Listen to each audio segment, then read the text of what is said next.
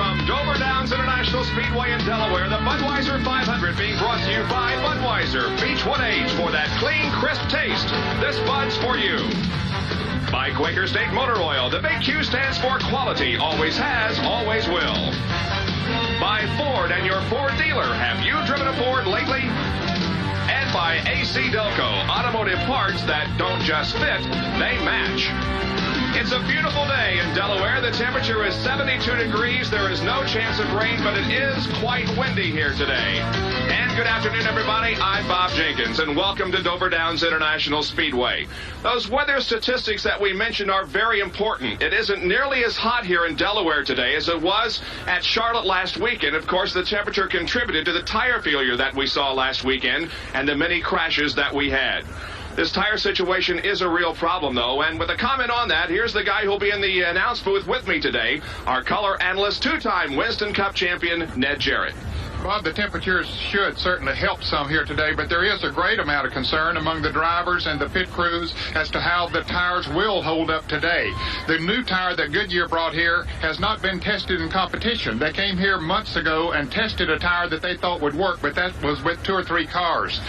Fans wonder, why do we all of a sudden see tire problems that we haven't seen in the past? It's because of competition. Hoosier came in this year. In the past, Goodyear could build a tire that was safe, maybe wouldn't run quite as fast. They put a harder rubber compound on the casing, but it was safe. It would last, and they didn't have the blistering problems that we're seeing now. But when Hoosier came along with a softer compound that was doing a good job, then Goodyear had to go to a softer compound too, and so far they just simply have not been able to come up with a tire that'll withstand the heat and the extra pressures of the competition. Well, what the crews will employ as far as race strategy is concerned, for a report on that, here is Dick Berggren. Dick? The tire problems bring a level of profound uncertainty to the event today. Nobody quite knows what's going to happen, but every team up and down pit road yesterday watched tires blister, come apart. Some of the same tires that will be used here today. And subsequently, every team has done something to try to prevent that from happening to their car. Some of the competitors have tried to cure the tires right in the garage area. Others are going to use tires that are actually left over, tires they've raced on previously. And some drivers say they're just going to cool it today and try to finish this race. No matter what, today's event is a demonstration of the courage of the Winston Cup drivers, and nobody knows what's going to happen before it's all done and over with. Right now, Jerry Punch is with one of the best of them. Jerry? Well, thank you very much, Dick Berggren. There's a mechanical engineer on the front row. University of Wisconsin, 33-year-old graduate, Alan Kowicki, planks his Ford on the front row with a brand-new qualifying record, Alan. And we said you had a blistering time, and blistering sort of a touchy subject here. Everyone's concerned about tire wear. It certainly is. You know, the tire companies have been in a tire battle all year trying to build the fastest tire and trying to win races for their brand of tire. And in the process, you know, they've gotten to the point where we've had some tires come apart and some tires blister, and it's the #1 concern of every driver in this field today. One of your local sponsors made a bet with you prior to qualifying. Said, you go out and put it on a pole, I'll give you a brand new Lincoln Continental. Did he come through? Yeah, we collected on that. I did get the Lincoln thanks to Winter Ford Motorsports, and also real proud to have the car on the pole here and set a new track record with the Xerox Amico Ford Thunderbird. That's 2 in a row here at Dover, and I guess that's the first time anyone's done that since Cale Yarborough, which I had no idea when I went out to try to be on the pole, but we're very proud of it.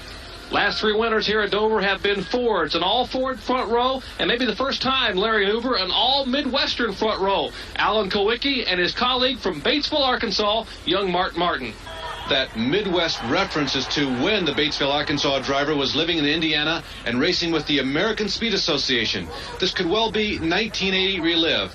ESPN has basically chronicled the careers of Alan Kowicki and Mark Martin, and the two of them probably sat on a pole somewhere in the Midwest in the 1980s, the early 1980s, in an ASA race. The tire situation is the topic of discussion. We will have a mandatory stop somewhere around 20 or 25 laps to allow all the drivers to come in and their crews to check the tires. Everyone is gravely concerned. Well, the demand on the Winston Cup teams is also heating up. There are 8 races coming up in the next 9 weeks. It's a very important period in the battle for the 1988 Winston Cup. And we will be back to introduce to you the 40 cars and drivers that will be starting the Budweiser 500 here at Dover Downs International Speedway in just a moment. ESPN Speed World today live at Dover Downs International Speedway in Delaware for the Budweiser 500. And the command has just been given to start the engines. There go the balloons from the area located right across from us at the start-finish line. And in just a few moments, the cars will be rolling out to begin 500 grueling miles. This racetrack, a very demanding one. It is only 1 mile in length. The banking is between 18 and 33 degrees. The track is 60 feet wide. 500 laps, and they'll be able to go from 90 to 100 laps on a tank of fuel. So as we indicated, 40 drivers and cars are lined up ready to go, and here now is the starting lineup for today's event. On pole position in car number 7, the Xerox Antifreeze Sport, qualifying in a new track record of 146.681, will be Alan Kulwicki. Outside of row number 1, Mark Martin in car number 6, the Stroh Light Ford. In the second row, Rick Wilson from Bartow, Florida, in the number 4 Kodak Film Oldsmobile. And alongside will be Jeff Bodine in the number 5 Levi Garrett Chevrolet. The third row, Brett Bodine in number 15, the Crisco Ford. And outside of row number 3 will be the Valvoline Pontiac, driven by Neil Bonnet. Going to row number 4 now, it's Bill Parsons in car number 55, the School Classic Oldsmobile, and Dave Marcus in the number 71 Lifebuoy Soap Chevrolet. The fifth row, starting in ninth position, will be Dale Earnhardt in the GM Goodwrench Chevrolet and Bobby Allison in the Miller High Life Buick. Then going to row number 6, it's Rusty Wallace in car number 27. Alongside, starting in 12th position, will be Morgan Shepherd in car number 33, substituting for the injured Harry Gant. In the 7th row, it's Ken Schrader in car number 25, and alongside him will be Davey Allison, the defending champion of this race, in car number 28. Joe Rutman starts in 15th position, the number 31 car that has been driven previously by Brad Teague, and then Terry Labonte will start outside of row number 8. Row number 9 is Bill Elliott and Sterling Marlin. In the 10th row will be Richard Petty and Ricky Rudd. And as you watch the rest of the starting lineup and the cars roll away, again, we mentioned that a very important concern on everyone's mind is the tire situation. Last week at Charlotte, some major crashes that resulted in some injuries. We will tell you that we have a couple of in-car cameras that will be operating in the event today, and in one of those will be one of the drivers that was injured in a crash last weekend, Rick Wilson. So you can see now the field beginning to move out of turn number 2 and down the backstretch. There's the front row, Alan Kulwicki in car number 7. Alongside in car number 6 will be Mark Martin. There is the in-car camera from the Kodak Oldsmobile, driven by Rick Wilson, and he is driving with some injuries this afternoon. As a matter of fact, will probably be getting out of that car at the first pit stop. Now, Winston Cup rules state that you must take the green flag and start the race in order to gain points. So he will be taking that green flag and then coming in for a pit stop and will be replaced by Tommy Ellis. Now, this is why he is injured. This is the crash that occurred last week in Charlotte. You can see the right front tire, a piece of it went away, and he just ran right into the wall. It was a very hard lick for him. And there is the man who is suited up and ready to step into that car at the first opportunity, Tommy Ellis, who is himself a veteran of Winston Cup competition.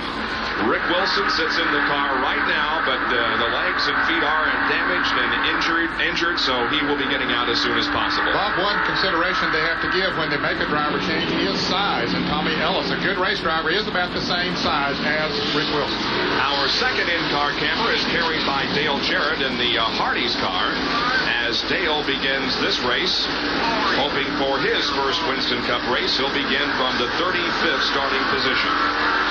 So the field now is moving through turns number 3 and 4, and we should be getting a green flag this time around. It's a beautiful day in Delaware. It's quite breezy, though, with the breeze blowing from the southwest at about 15 to 18 miles an hour. It should not be a factor, however, and may keep the track as cool as possible. The green flag is out, and here we go. Settle back for an epic stop racing here at Dover Downs.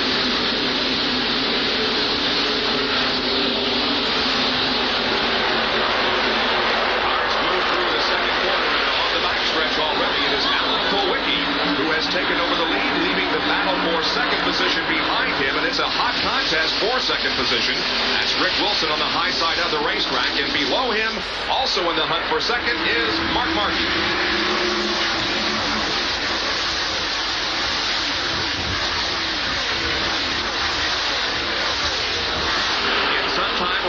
20-lap mark, or perhaps 25, NASCAR will be throwing a yellow flag, allowing all the teams to come in and check their tires. Now, if we do have a tire failure before then, naturally NASCAR will throw the yellow and everybody will be coming in. Completion of lap number 2. A great battle going on for that second position as we watch from outside the Rick Wilson Oldsmobile. Mark Martin behind in that Stroh's light car, trying to take over that second position as they move through once again the first and second corners. On the first lap, Mark Martin's car got a little bit sideways, and he had to back off for just a moment to see what was wrong. He perhaps hit a little bit of an oil slick or something, but now the car seems to be working well. In fact, he's going to try it on the outside. Mark Martin goes to the high side coming off the fourth corner, and he takes over that second position, at least for the moment. Down into turn number 1 they go, and indeed, Mark Martin does have second spot. Rick Wilson is back to third. Running in fourth position is going to be Neil Bonnet. In fifth is Phil Parsons. And sixth position belonging right now to Brett Bodine. And right behind him is brother Jeff Bodine. Well, I talked to Darrell Waltrip, who won last week 600 at Charlotte, and he did so by pacing himself, not abusing his tires or his car too much. I said, Darrell, what kind of a speed are you going to have to run here today to reasonably expect to be there at the end and to win this race? He said, I think you're going to have to run about 26.5 seconds around this racetrack. The last time around, Alan Kulwicki ran 25.5 seconds, about a second faster. So Darrell Waltrip is perhaps seeing a faster pace than he had hoped. Phil Parsons, meanwhile, goes to the inside of Rick Wilson, and now Phil Parsons moves into third, and here comes Brett Bodine also behind Phil Parsons, and Rick Wilson is definitely falling back. He is back to fifth at the moment.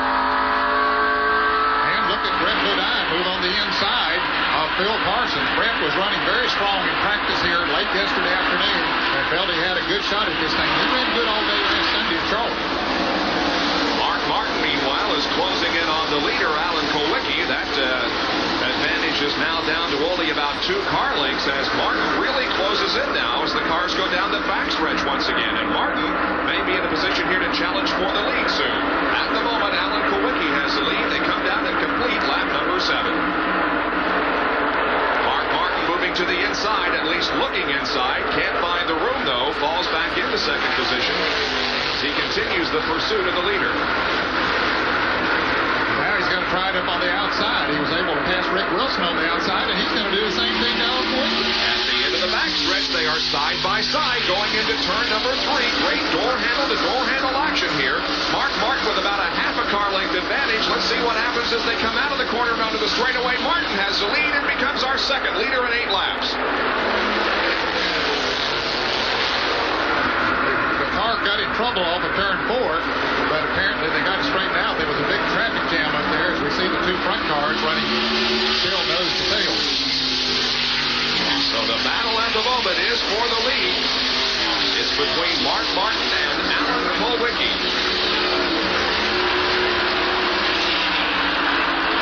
Now the pace has slowed some to 26.50. That's about the speed that Darrell Waltrip said it would take to win this race, so they have slowed down a little bit. Of course, naturally, as the tires heat up, they are going to slow down. That's just something that happens in NASCAR Winston Cup racing, but maybe they have just intentionally backed off a little bit. Let's go down to Jerry Punch very quickly for a report on the tire situation. Well, gentlemen, you know NASCAR is going to allow a pit stop around lap 22, 23 to bring these cars down and take the tires off. But, of course, one thing to remember, the first 20 laps, you want to see just how much tire wear you're going to get. So all the car owners that I've talked to will go ahead and turn their driver loose and go ahead and run the cars hard. Run them as hard as you're ever going to run them all day long, these first 20 laps or so. Let's just see what kind of tire wear we get. Right now is not the time to be conservative. Now is not the time to lay back. Let's punish those tires and see if they're going to stand up. We'll come in 20 laps, take them off, and put fresh tires on.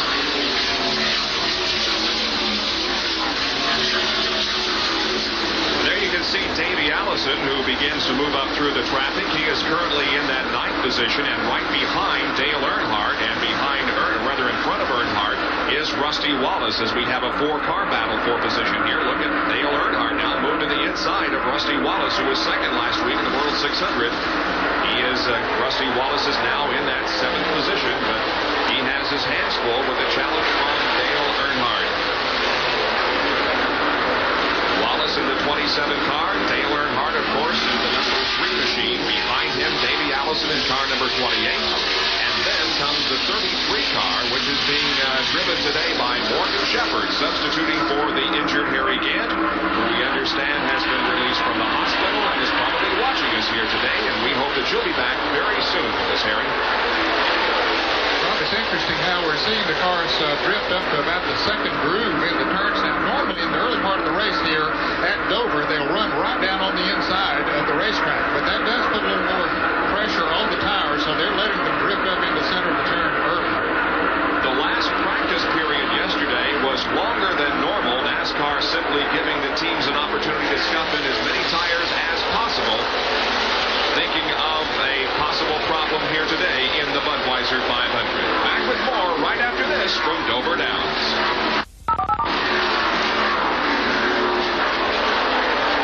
We are back at Dover Downs for the Budweiser 500 Winston Cup race, and Mark Martin in the number 6 Troll Light car has the lead at the moment. Running in that second position would be Alan Kowicki, who was the pole sitter. In third spot is Brett Bodine. Fourth is Jeff Bodine. And fifth position belonging right now to Phil Parsons as the pace begins to settle down just a little bit. And again, we remind you that NASCAR will be throwing a caution flag in the next few laps for the crews to come in and check the tires. And a battle going on back in the pack. Bobby Allison, the number 12 car. That is the 44 of Sterling Marlin, as Marlin maybe gets a little bit sideways. The 31 car this afternoon being driven by Joe Ruttman, and the number 9 Coors Motorcraft 4 driven by Bill Elliott.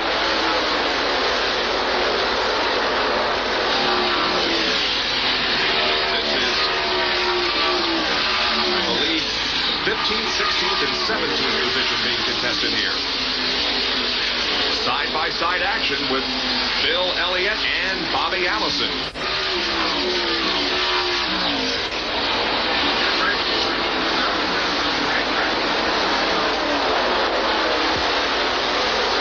Back up front, meanwhile, it is Mark Martin and Alan Kowicki still running in first and second position. This will complete lap number 21, so we will be seeing that caution flag here in just the next few laps. So far, we have seen no real problem as far as tires are concerned.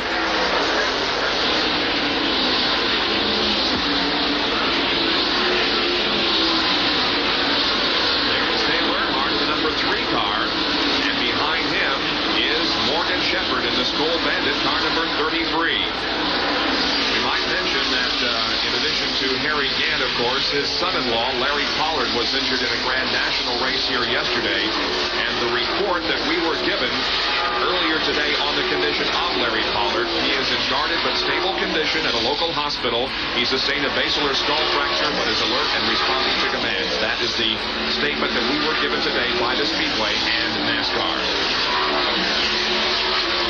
Dale Earnhardt running in 9th position, followed by Morgan Shepherd, and then behind Shepherd is the number 11 car, driven by Terry LaFonte, the winner of the Winston.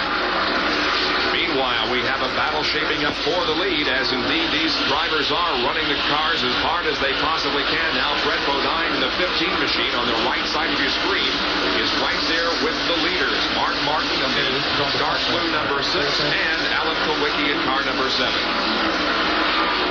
Okay, on the top back. 24 laps have been completed. Still no indication from NASCAR that they will be going yellow. Perhaps they see no problems, and nobody has perhaps radioed into their crew that there is a problem or a potential problem with the tires. So there it is right now. The yellow flag comes out. The yellow is out, and this is the opportunity now for the drivers to come in and have their tires checked for wear. And Bob, I think it was good strategy for them to run as hard as they could during these first 20-25 laps and see what kind of tire problems were going to develop. Of course, everybody will be coming into the pits as soon as they get slowed down, and the pit crews will really go to work. Well, this is really an excellent idea that NASCAR has to ward off any potential problem. They ran hard for 25 laps. The guys saw what their cars could do. They saw what the tires were going to do, and now they come in and find out exactly how much wear the Hoosiers and the Goodyears have sustained here in the opening 25 laps. 8 drivers started the race on Hoosier tires. They were Jeff Bodine, Morgan Shepherd, Ken Schrader, Davey Allison, Bobby Hillen, Ken Bouchard, Ernie Irvin, and Ronnie Thomas. Those 8 drivers started on Hoosier tires. Let's go to Jerry Punch. Well, the leader, Mark Martin, brings his Spro Light Ford down pit road, and Mark Martin is one of those drivers, Bob Jenkins, that qualified on Goodyear tires. Alan Kowicki is also in further up pit road. Everyone is on pit road, one of the busiest times we've ever seen here, because there's been no lapping yet in the field, where everyone gets to come in and pit on the same lap. Left side tires now going on the Mark Martin car, and likewise the Xerox Ford of Alan Kowicki getting left side rubber. Now, they've made the decision here in Mark Martin's car. They have the Hoosier tires going on. They have 8 sets of Hoosiers mounted, only 1 set of Goodyears after the set that was on the car. Now, Alan Kowicki is already out, still waiting for Mark Martin to make his move, as Kowicki's moving down pit road. 15 car down pit road, and now finally Mark Martin, whoa, he's locked in behind car number 17, and he hits the tide car. The car of Waltrip has stalled, and now Martin is trying to clear Waltrip's car. His car stalled. He gets it refired, so a near miss here on pit road. Darrell Waltrip's car definitely did sustain some damage there in the right rear, as now brother Rick Wilson gets his car back out on the racetrack after a pit stop. Here's Tommy Ellis now, apparently has gotten in the Rick Wilson car, trying to get his shoulder harness adjusted on the car. As we mentioned earlier, there's not too much difference in the size of those two drivers, and of course they practiced that driver change yesterday. And you can see Rick Wilson now sitting in the chair with his left leg hung out. That's the one that has been giving him trouble. He's been limping here all week. And so Tommy Ellis is the relief driver for Rick Wilson as he catches up with the rest of the field. Falling in position right behind the car that's driven by Benny Parsons. The yellow is out because of a tire check. We'll be back with more of our live coverage. Back at the Budweiser 500, Mark Martin making another pit stop. They're trying to pound out the damage on the left front of that car in his collision with Darrell Waltrip on pit road. Well, here's the front end off Mark Martin's car. What's left of the front end of this Ford Thunderbird. Mark Martin was exiting pit road and ran into the rear of Darrell Waltrip. Now, Waltrip just didn't stop. A tire rolled in front of the Tide Chevrolet. Darrell had to jam on the brakes to miss that tire. And, of course, coming out trying to get out quickly was Mark Martin. Here's what's left of the front of the car. Sheet metal, part of the shroud that was around the radiator, some of the suspension parts, hopefully nothing serious. This just holds on the fender area. So they are going to bring Mark back in. They're bringing him back down pit road. And here he comes again. Take a look at the front of the car here. They are trying to piece together some of the sheet metal. They have some plastic cords. That is Steve Mill there grabbing the radio, talking to his driver Mark Martin, trying to describe to Mark what the damage is. The left front of the car, now the entire front section of the car has been peeled away. It won't be quite as aerodynamic as it was before, but apparently you hear him revving up and run away. There's no problem with the engine. Let's go up pit road to Dick Berger. Dick? Well, Jerry, I've just taken a lap up and down pit road, and I've been looking at tires, and so far I have yet to see a tire that is blistered. Leo Mell, who runs Goodyear's racing program, was just through here. I won't say he's smiling, but he looked at me and said everything looks okay, and indeed it does. Now to Pit Central. Larry Newber? Well, Dick, earlier this week we filed a report on our weekly magazine show, Speed Week, about the tire situation. We said at that time that both the tire companies were not panicking, even though the Hoosier was bringing the same right-side compound they used in Charlotte last week to Dover, and that Goodyear was bringing a brand-new tire. Their computer projections and their experience in this type of racing indicated there was no need to panic, so maybe that really is unfolding. And incidentally, Bob and Jerry have both made reference to the number of cars that started on Hoosier tires and the fact that Mark Martin switched. There were only 8 cars, as Bob mentioned, that started on Hoosier tires, but the interesting aspect of that is that 18 teams have Hoosiers mounted and primarily Hoosier mounted in the pit. There are only 13 teams that are relying exclusively on Goodyear tires for today's race, so the majority of the teams seem to be leaning toward the Hoosier tires despite last week. So we will be seeing some tire switches made on many of the teams. Darrell Waltrip in car number 17 has sustained some damage on the right rear of that car. He was hit by Mark Martin as Mark tried to pull out of his assigned space in the pit area. But as to whether it'll affect the car, it's really too early to tell. But Ned, it doesn't look like that it's rubbing against the tire and therefore could not be a real serious problem.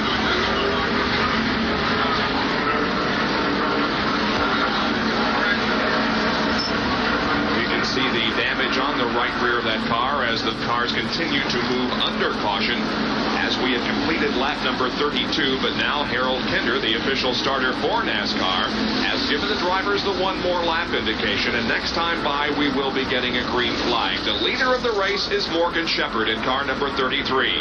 Alan Kulwicki runs second. Third is Bill Parsons. Fourth is Terry Labonte, and then the number 15 car driven by Brett Bodine. Now the number 31 machine driven by Joe Ruttman, the Slender U Oldsmobile, was black flagged, and he has come into the pits as being held at the exit of the pit area. Some infraction has been committed apparently by Joe Ruttman, and he has been held by the NASCAR officials here and probably will be allowed to go onto the racetrack as the field comes down and heads into turn number 1. And Bob, apparently Mark Martin lost a lap during that caution period too. He got out a little bit late, didn't get down to the end of pit road in time. We'll check on that as the green flag flies. 32 laps are in the books, and the green flag comes out once again.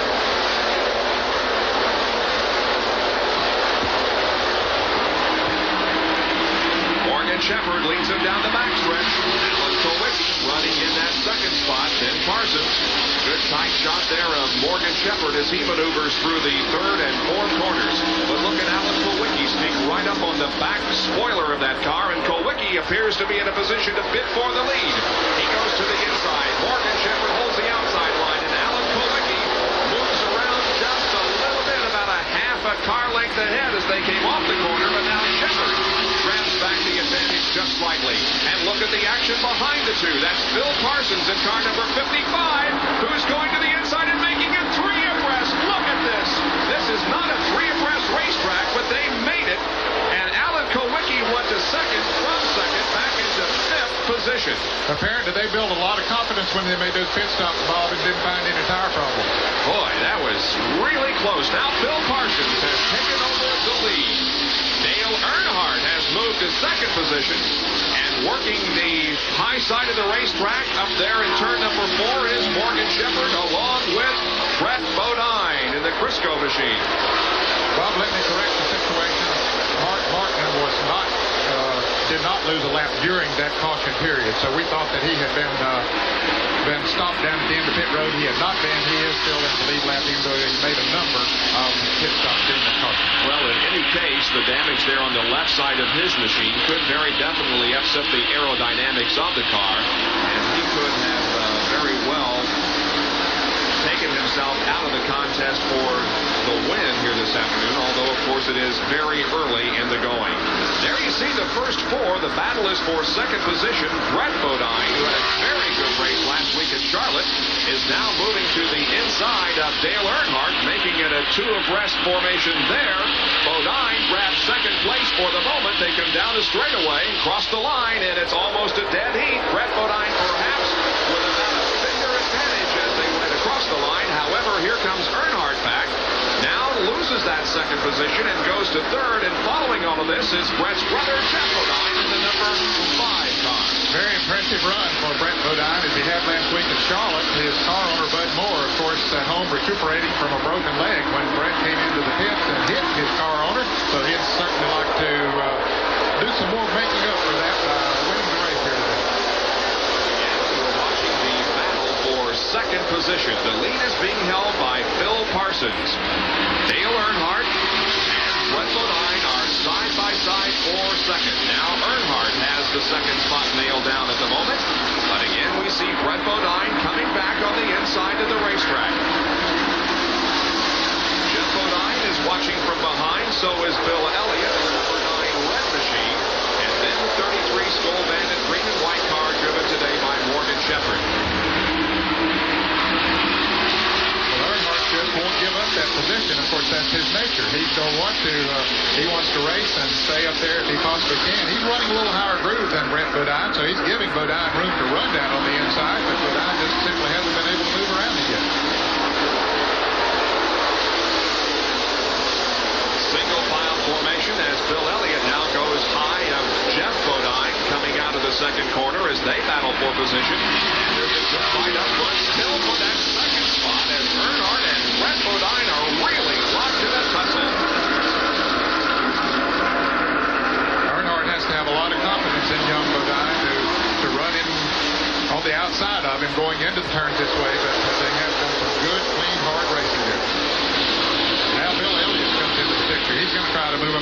outside of Bodine by following Earnhardt, but he couldn't do it that time.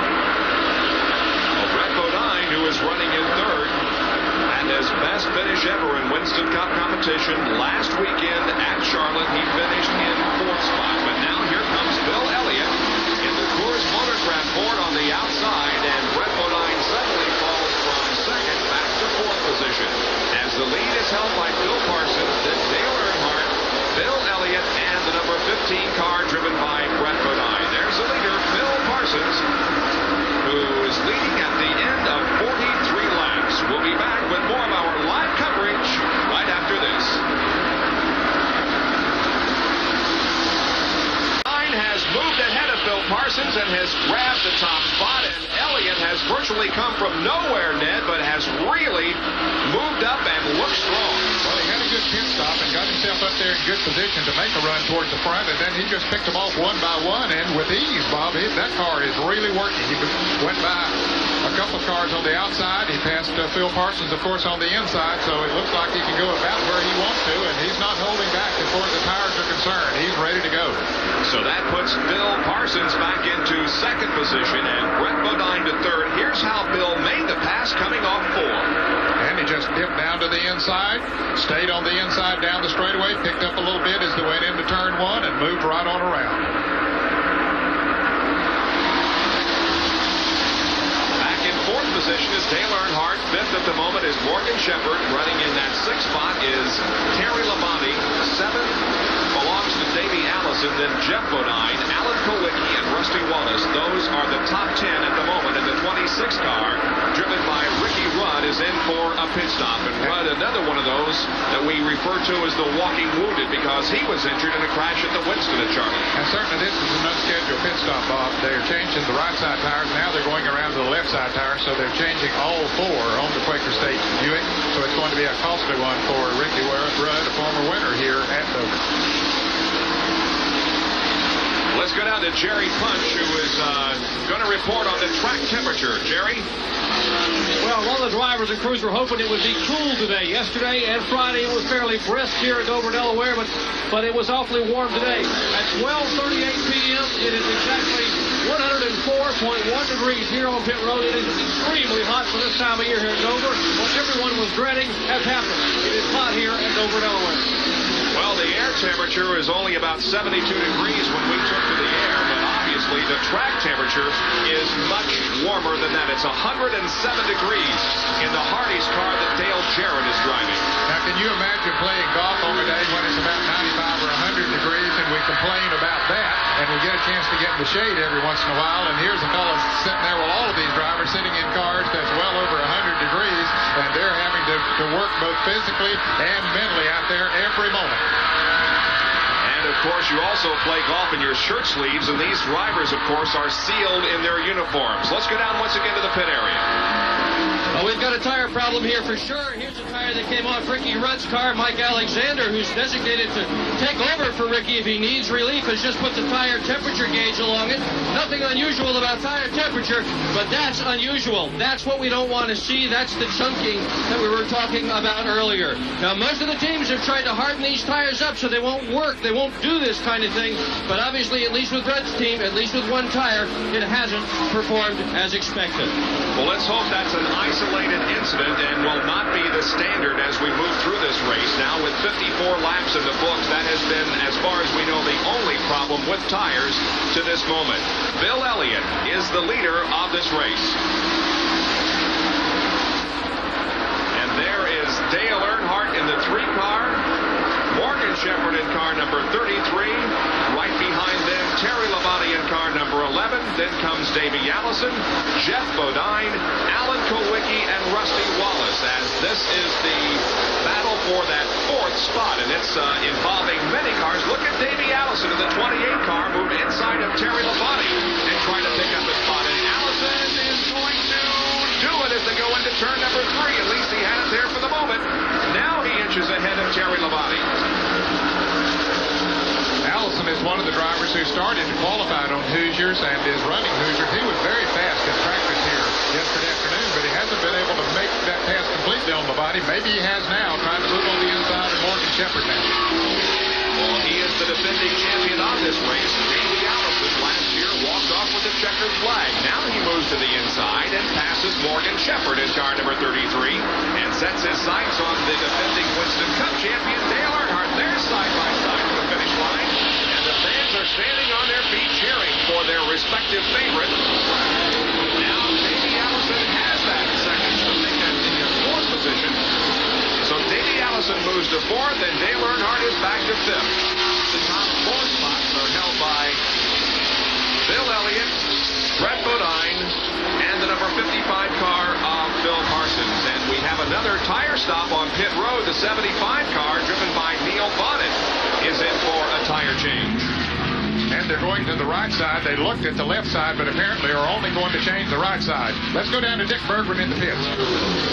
Well, they did pull the right side tires off. So far, what I see, I don't see any problem with blistering. I don't see any problem with chunking, but they have replaced the right side tires on Neil Bonnet's car. Of course, that cost him a lap on the racetrack. It could be that he developed a vibration or something of that nature and thought that he had a tire coming apart. Sometimes the tires will equalize. That is, the inner tire will become the same pressure as the outer tire, and that will cause a vibration. Boy, that battle continues there with Terry Labonte and Dale Earnhardt. Boy, it sure does. And Jeff Bodine and Alan Kulwicki and Rusty Wallace are also right there in the thick of things.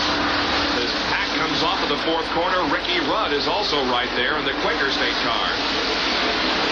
Terry Labonte moving up now as Dale Earnhardt is falling back just a little. He is back to 7th spot. And here comes Alan Kulwicki alongside.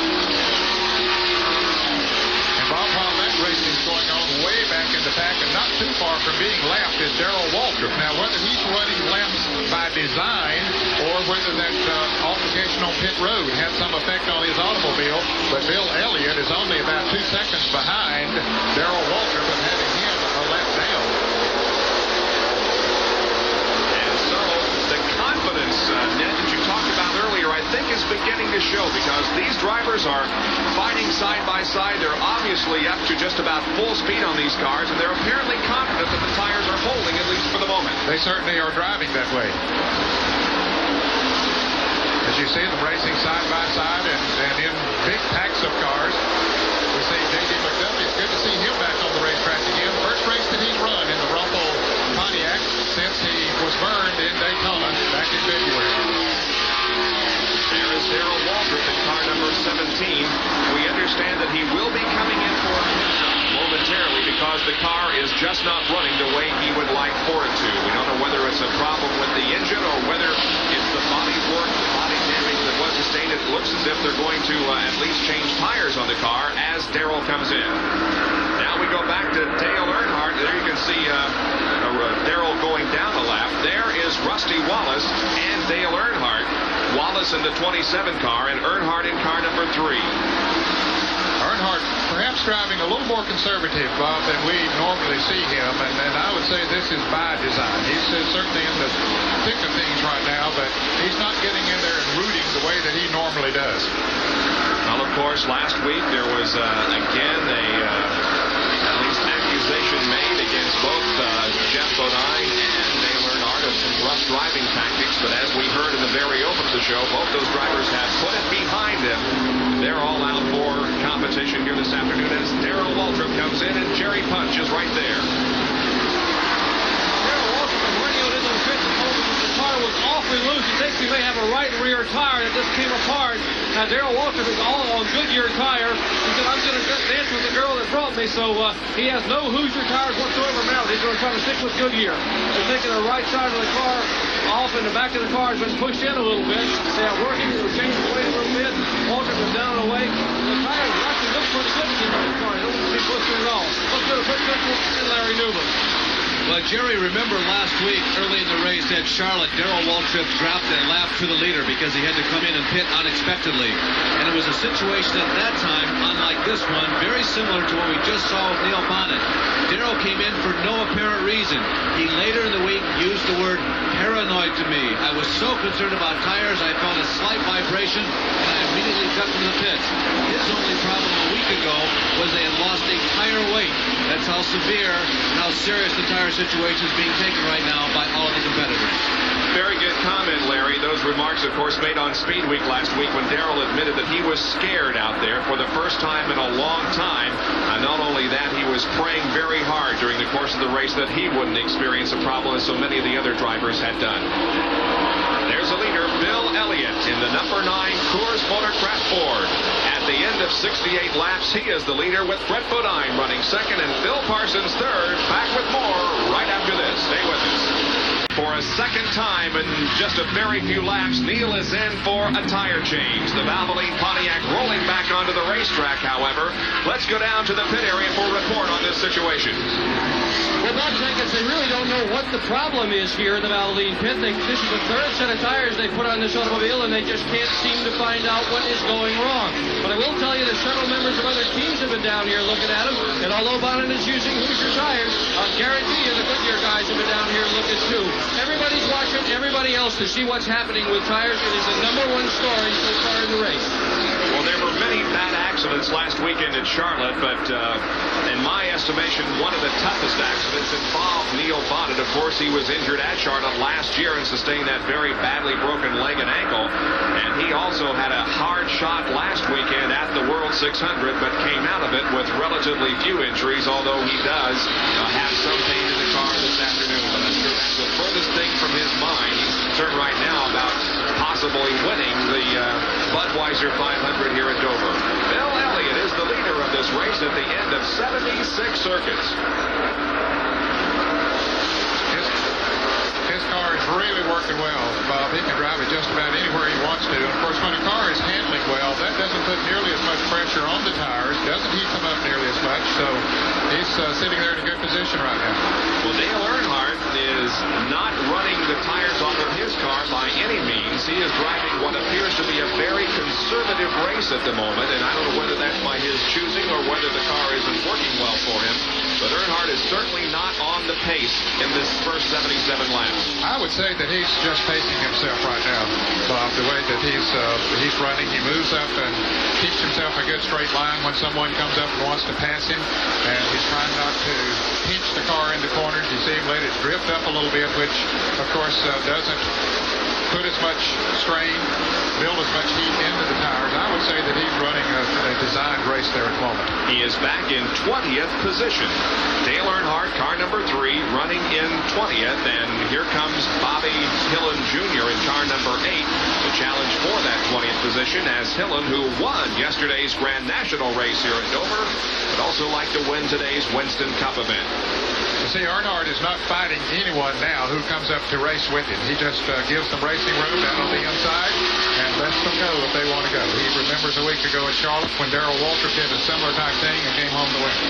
Well, Dale certainly is not in danger of going a lap down, and of course that would be his concern at this stage of the game. And he's driving a very conservative race at the moment, probably by design. The number 25 car of Ken Schrader came down pit road but did not stop, and the reason he didn't stop is because the yellow flag has come out on the speedway. So Schrader went right on through the pits, and of course his crew saw the yellow flag and waved him right on through. We are not certain as to why the yellow has been displayed. I don't think there has been a spin or an accident on the track, perhaps a piece of debris or perhaps another stop to take a look at those tires. Exactly. We're not too far away from a normal pit stop coming up, and for safety reasons, NASCAR might have, that's speculation on my part at the moment, decided to let them come in, check those tires out now under caution period. And here comes the leader, Bill Elliott, and those who are running immediately behind him. Elliott comes in, so does Brett Bodine, Morgan Shepherd, Davey Allison, Terry Labonte, Alan Kulwicki, Rusty Wallace, and others. Here's Jerry Punch. Bill Elliott brings his Ford to a halt. They will change right side tires on the Coors Ford. Now remember, they had a yellow flag at lap 25, and now they went back to green at lap 30, and they have a yellow flag at lap 50. So Elliott's getting now right side tires, and will come around and no, just right side. They'll get left side tires as well on the Coors Ford. Let's go up pit road to Dick Berger. Dick? Well, I'm with Morgan Shepherd. They've just changed 4 Hoosier tires on his car. They all look good. Right up in front of him is Kulwicki, also changing Hoosier tires. He started on Goodyear's. I don't see any problems at this end of the pit so far. All right, Alan Kulwicki moves out. So does Michael Waltrip, who was running 9th when the yellow came out, and a very fine performance for him. Some of the others now begin to move away from pit road, including Richard Petty, Ricky Rudd, Buddy Baker. Davey Allison now comes out. So does the yellow car there, the Kodak Film Oldsmobile, driven by Tommy Ellis in substitution for Rick Wilson. So our second caution period of the afternoon has come out, and you can see several other cars coming in now for a pit stop, including Darrell Waltrip, and the number 6 car of Mark Martin is in. Here comes Ken Schrader, Neil Bonnet, Dave Marcus, Benny Parsons, and others. Bobby Hillen Jr. also included in those making a pit stop right now. There's Darrell Waltrip as they go to work on the right side of that car, and it appears to be at least a 4-tire, at least a 3-tire. Yeah, it's going to be a 4-tire change for Darrell. And Bob, we have confirmed that NASCAR did call for this caution for a tire check, and I think it was a good, smart move on their part, and certainly in the interest of safety. Well, that's, of course, the thing on everybody's mind this afternoon, is to not have a repeat of what happened last weekend, injury drivers, and so they are throwing these caution flags every now and then so that everybody can come in and check the tires, and it gives everybody, of course, an opportunity to stay on the lead lap. Now, the car that will be given the top position, we believe, is the number 15 car driven by Brett Bodine. We'll be right back. We are live on this Sunday afternoon for the Budweiser 500. And the second caution period of the day is because of a tire check. And there you can see some of the crews hosing down the tires and cooling them off. Even though the temperature is in the low 70s here today, Bob, when the sun shines down on them, that tire will heat up quite a bit more than the 72 or so degrees that it is. So they keep hosing them down to keep them cool. Of course, the tires that they took off of them, many of them, if the tires were okay, they'll put those on later on today and say, hey, we got a good set of tires here that's really been cured. So they'll put them back on. Let's go to Pit Central. Larry Newber. Well, Bob and Ned, shifting our emphasis just a moment away from the tires. Sure, we're all concerned, but there are other parts of this race and other factors, and one of them certainly is fuel mileage. Now, Ned, you can answer this.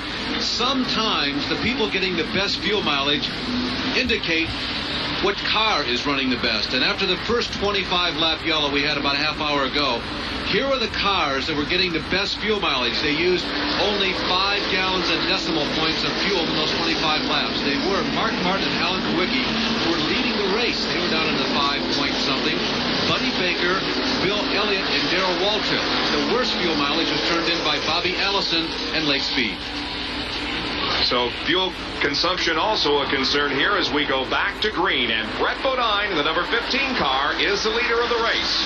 Terry Labonte is shown in second, followed by Bill Elliott, Morgan Shepherd, and Rusty Wallace. Those are the top 5 as we go back to green. And, of course, that's Ricky Rudd in the green car, number 26, down on the inside, trying to get one of his laps back. He made an unscheduled green flag pit stop, so he was at least 1 lap down.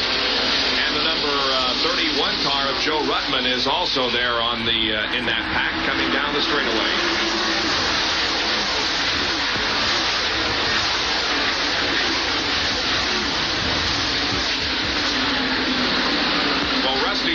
Ricky Rudd drifting high on the racetrack and allowing Terry Labonte and Joe Ruttman to pass underneath. Again, Ruttman is also, we believe, a lapped car. Yes, he is, and is trying to get a lap back. He's in the number 31 Slender U Oldsmobile. Well, look at Bill Elliott coming once again. He had another good pit stop, even though he lost the lead during that pit stop. But he came back out in the top 5, and that car is working well for him once again. So those 2 drivers up in front of him, Brett Bodine and Terry Labonte, better watch out because Elliott's on the move. Well, in my opinion, here in the first 87 laps of this race, I would have to say that Bill Elliott has demonstrated the best car, the fastest car, the best handling car, perhaps. Well, we have had 2 series of pit stops, and for a summary of what happened during them, we go to Pit Central once again. Well, Bob, I think the relative conservative pace between laps 25 and 80 is reflected here in our pit summary. As you can see, the majority of the people running in the top 10 positions, we've selected 5 key ones, have come out, have very good pit stops, and come out in relatively the same positions they were in.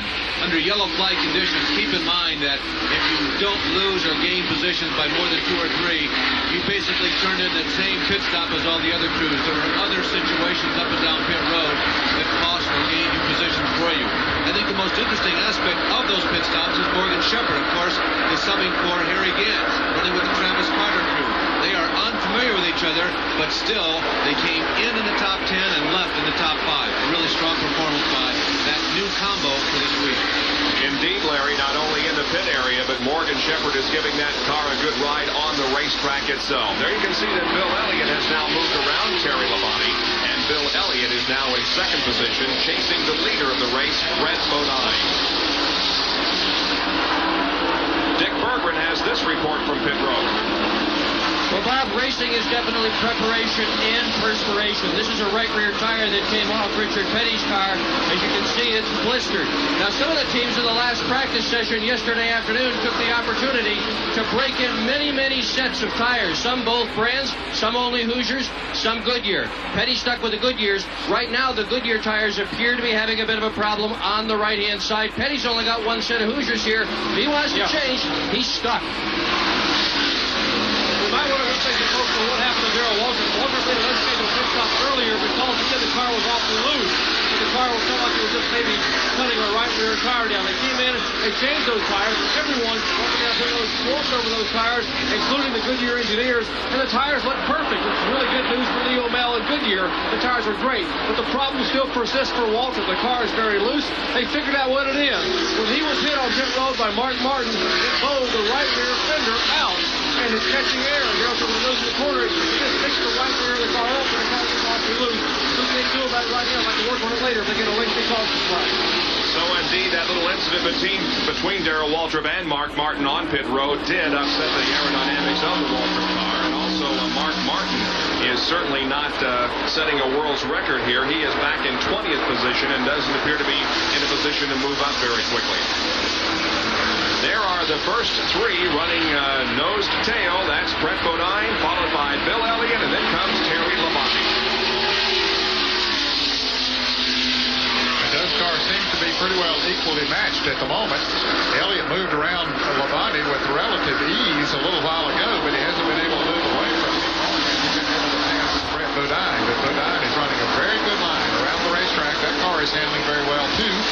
So he is pleasing his car on the road more right now, and the Crisco crew that are here working on the car, Doug Williams is the crew chief. Of course, Doug's son here, Greg, is partly in charge as well, so they've done their homework.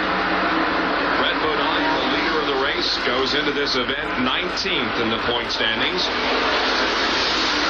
His best finishes of the year, of course, as we mentioned last week at Charlotte, he was fourth, his best finish ever in Winston Cup competition, and he has one other top 10 finish this year. That was in Atlanta, where he wound up in ninth spot. Brett, of course, started his racing career in late model stocks, I think, and then immediately went to modifieds, or pretty quickly to modifieds. He was a very winning driver in that division for a long time, and then he moved south to participate on the Busch Grand National circuit for a while, and then got the opportunity to go Winston Cup racing last year with Hoss Ellington, and got the Bud Moore call for a full-time ride this year. This is only his 26th start in Winston Cup competition. He's running strong, but look at Bill Elliott as he's right there following Brett Bodine, only within just a couple of car lengths. We're nearing the 100 lap mark. 98 are in the books right now. So just one more lap and about a quarter of a lap, we will have reached the 1/5 point of this race. Now Elliott seems to be getting anxious, Bob. He looks like he's ready to make a move. Let's see what happens here. He pulls alongside of Bodine going into turn number 1. And again, they go wheel to wheel in there. Bodine's car drifts a little bit high. And Bill Elliott has the lead back. I don't think Brett caught him too much. He decided to say, hey, I'm not going to abuse my tires too much here. Maybe we're running a little bit faster than we want to. Let Elliott run out front there if he wants to, and I'll follow along behind him. Already we have had 8 different leaders and now 10 lead changes. So the race has been very competitive, and the race has been very safe to this point. We have only had 2 caution periods, and both of those were for an intentional pit stop allowed by NASCAR. The Winston Cup teams to check tire wear. Back with more of our live coverage of the Budweiser 500. Bill Elliott Elliott in the Coors Motorcraft Ford has the lead. And as you can see, Ford has won 2 of the last 3 Budweiser 500s. And Brett Bodine in another Ford, car number 15, is running in second position.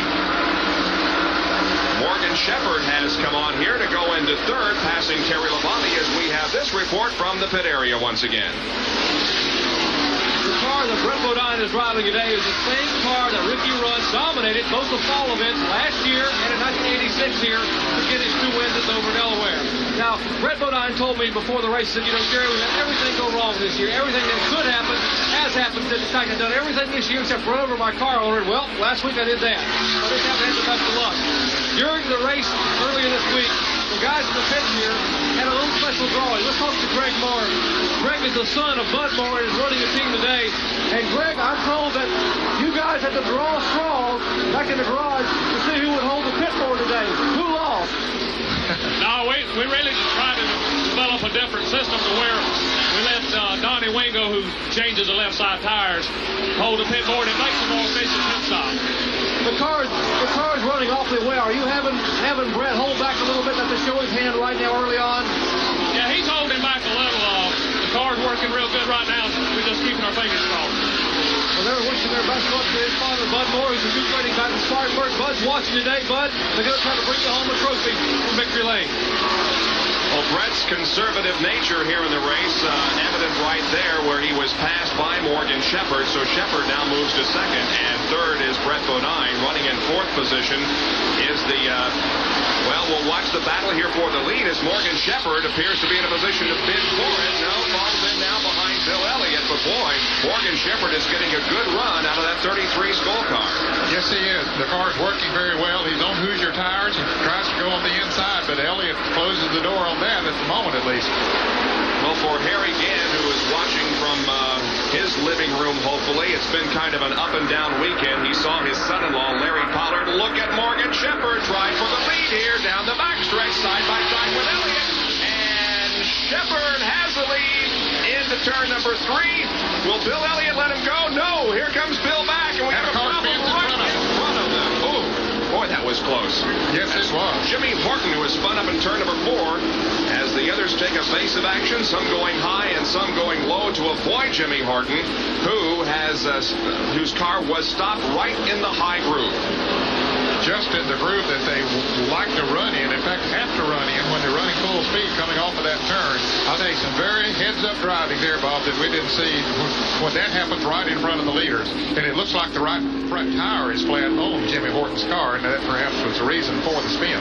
Indeed it is. The crew goes to work and changing it. I was mentioning the fact that Harry Gann has certainly had some bright moments and some very sad moments here this weekend. He saw his son-in-law Larry Pollard drive his car in the Grand National race yesterday and do extremely well until just the closing laps when Larry was involved in a very serious crash in turn number 4. And again, we repeat that he is listed in guarded condition at a local hospital. He did sustain a basilar skull fracture, but was alert and responding to commands, according to the statement that was issued to us today by the racetrack. Here are the pit stops. On top is Morgan Shepherd. On the bottom is Bill Elliott.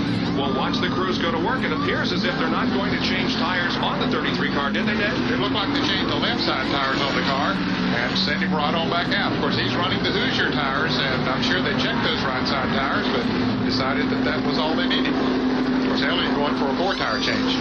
He's still on pit road as he throws his cup of water out the right side of the car. The crew working on the left, getting the tires secured there. Elliott goes out of the pit area and almost has a collision with, I believe, Bobby Allison, who was pulling out right behind Bill Elliott. So we're cautioned for the 3rd time this afternoon, and this one was because of a spin. There was no contact with the wall made by Jimmy Horton up in turn number 4, but it's a first caution period of the afternoon.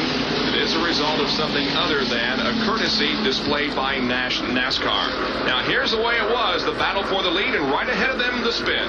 And they were battling for the front position, and, of course, both of them saw it and got down to the inside of the track. We saw Terry Labonte go on the outside of Horton.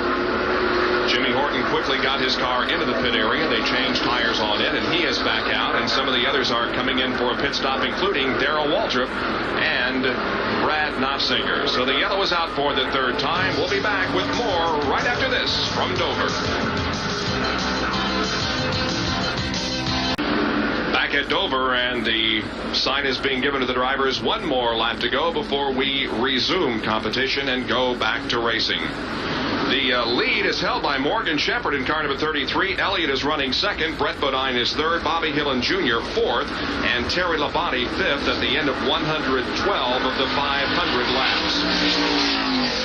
Dick Berggren is with Travis Carter, the crew chief on the car being driven this afternoon by Morgan Shepherd. Well, Travis, everybody else up and down pit road changed 4 tires. You changed none. How come? Well, the Hoosier tires seem to be working real well. We haven't seen any extreme temperature. The wear looks real good. According to the wear, we can go more than the distance of one pit stop, so we've only run 15 or 20 laps on them at this point. The tires working well. There wasn't any sign of any heat. So we felt we're just as good or better with the tires that have had a few laps on them, and that way it keeps us up front. So everything looks real good for us right now. Morgan's doing a good job. He's thinking real well, and we're looking forward to a good race today. Okay, Jerry Punch with Ernie Elliott. Jerry? Ernie, your tires look awfully good. The Goodyear's had good temperature all across the right side. Yeah, the car's working real good. You know, he's not running very hard, which I don't think anybody is. You know, basically just trying to get, you know, through this first section of the race.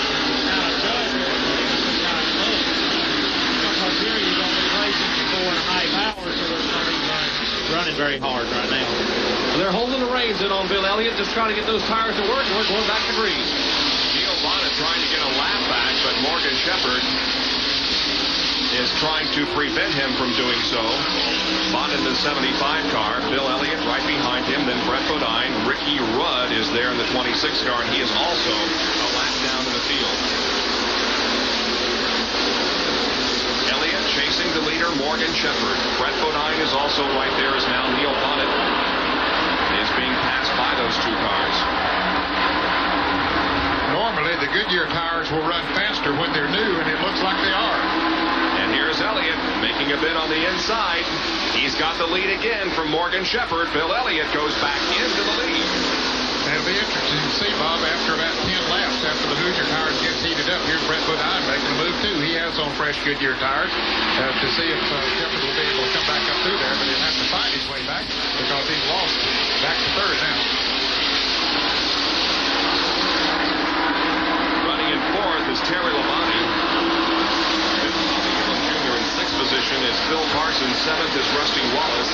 Eighth is Dave Marcus. And ninth is the number 5 car driven by Jeff Bodine.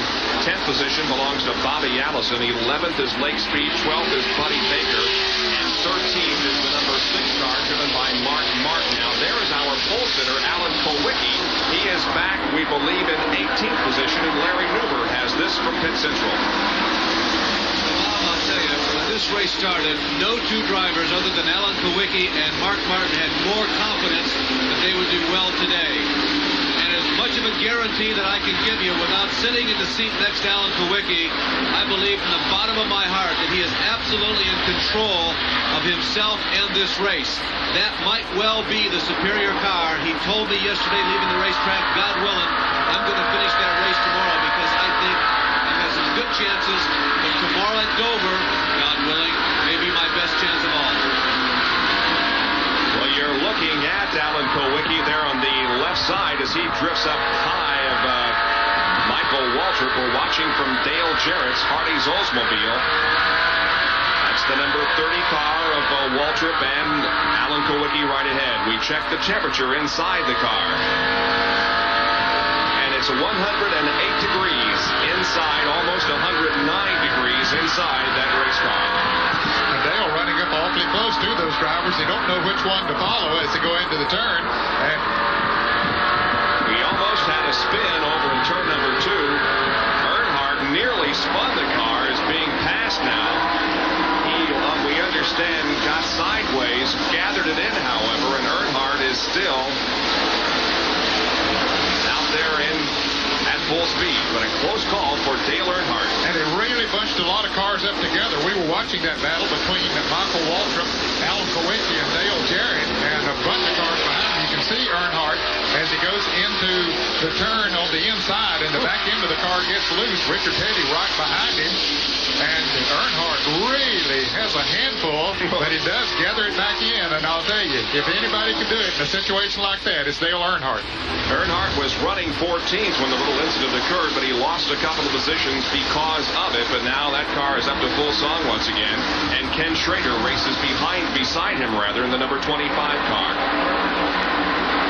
Well, while at North Wilkesboro and some of the other short tracks should go full out all afternoon, a very conservative pace is being run here today by many of the Winston Cup competitors, as they are a little bit skeptical still at the moment with the tire wear that the cars are getting.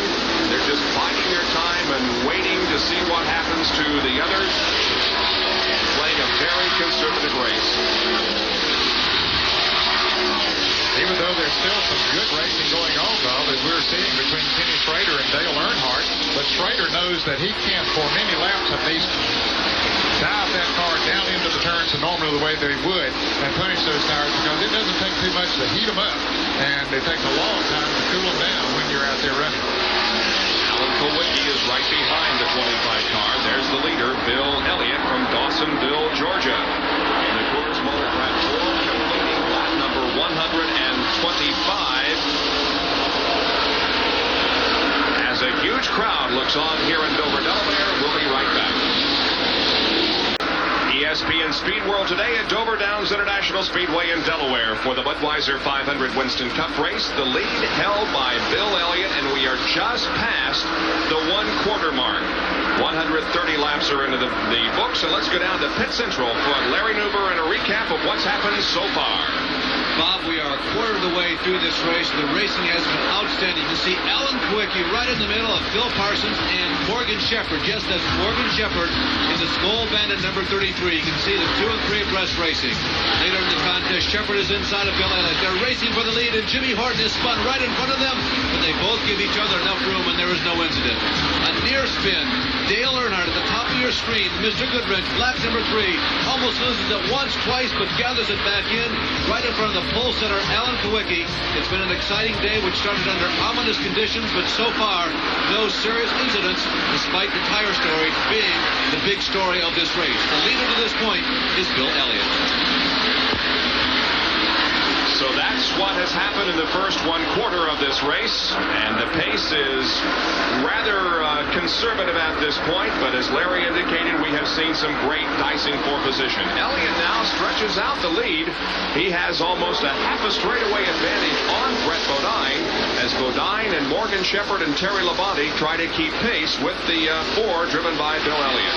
Well, he's turning laps at about in seconds of about 26.25 to 26.30, and that's a little faster than Darrell Walter predicted earlier. He said about 26.50 was the pace that they would need to set and expect the tires to stay on the car.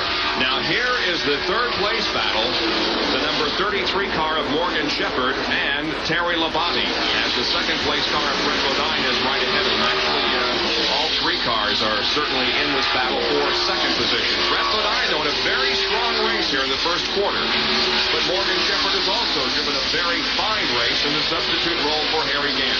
It looks like the Hoosier tires are beginning to come back in for Shepherd, because Terry Labonte had moved around him at one point, but now he has moved back around him and right up on the back bumper of Brett Bodine. We have had 9 different leaders and 14 lead changes in the first 1/4 of this race. That gives you an idea of how much competition we have had. The first leader, of course, was the pole sitter, Alan Kulwicki. But he, at the moment, is running back in the 19th position. And, Bob, I think one of those leaders, we need to give a call to Jimmy Means, who led under the caution a couple of times. He stayed out there, which was very smart, because every time if you lead a Winston Cup race, you get 5 bonus points. Here's Morgan Shepherd moving on the inside of Brett Bodine and taking over the 2nd position. But Jimmy Means in the Eureka vacuum cleaner car wisely stayed out there, led a couple of laps, and got those 5 bonus points, which could mean some good money for him at the end of the year. As a matter of fact, he led 2 laps on 2 different occasions, a total of 4. Jimmy Means, one of the leaders here in the first 4th of the race. Morgan Shepherd in the 33 car has moved into 2nd now, passing Brett Bodine, and now Morgan Shepherd sets his sights on the leader, Bill Elliott. Bodine that third spot, and Terry Labonte is fourth. The lead, meanwhile, Bill Elliott. He's at the start-finish line, and you can see there about a half a straightaway advantage for Bill Elliott as he was crossing the start-finish line as Morgan Shepherd came out of turn number 4. About 2 1/10 seconds separates the first and second place car. Elliott's car still just working very good wherever he wants to drive it. He's not abusing that car, even though he's turning some very fast laps, faster than most people thought they would be running here at this stage of the race. Well, Bill Elliott has visited Victory Lane in the 1988 season. He was the winner of the race we televised in Bristol, Tennessee, and right now is in 5th position in the 1988 Winston Cup point standings going into this event. So Bill Elliott is certainly still in the hunt for the Winston Cup. Here's first coming out of the corner, and there is second, Morgan Shepherd coming out of the corner, and the stopwatch stops at 2.4 seconds. That's the interval between first and second. So actually, Morgan is losing ground to Bill Elliott right now. Elliott must have gotten the signal that Shepherd had moved into second place, and he said, well, maybe I'll step it up a little bit. And there is certainly no traffic to play a role in that factor, so it's just a fact that perhaps Elliott is pulling ahead a little bit. Morgan Shepherd substituting for Harry Gant this afternoon, and there has to be many similarities between drivers in a substitute role. Morgan Shepherd talked about his driving style compared to Gant. In my opinion, Ned, I don't know that there's any difference because you've seen Harry run up against the wall and at the bottom of the track, and that's kind of my style. I run up against the wall, and wherever I can find a spot to make the car get around the racetrack, I think we both drive pretty much similar. Morgan Shepherd, second in the Budweiser 500 at the moment. Bob, I think one thing, the difference that there might be is that this is what they call a rear steer car. Morgan Shepherd likes front steer cars. That's all he builds and races with. But there's not that much of a difference in the feel of the car once you get it in there and set it up. Morgan Shepherd knows how to set up a race car, and I'm sure that he worked very closely with Travis Carter and them in getting this car set up. But we also should point out that many times when Harry Gant has been here, he's a former winner here at Dover, and he has been the class of the field a lot of times. So Travis Carter and that crew know how to get a car around this racetrack. Bill Elliott leads. Morgan Shepherd second, third Brett Bodine, fourth Terry Labonte, and fifth is Rusty Wallace. The tire wear has not been a serious problem to this point. We have seen indeed some blistered tires, but nothing that's created any kind of a problem. Here now is a quick back.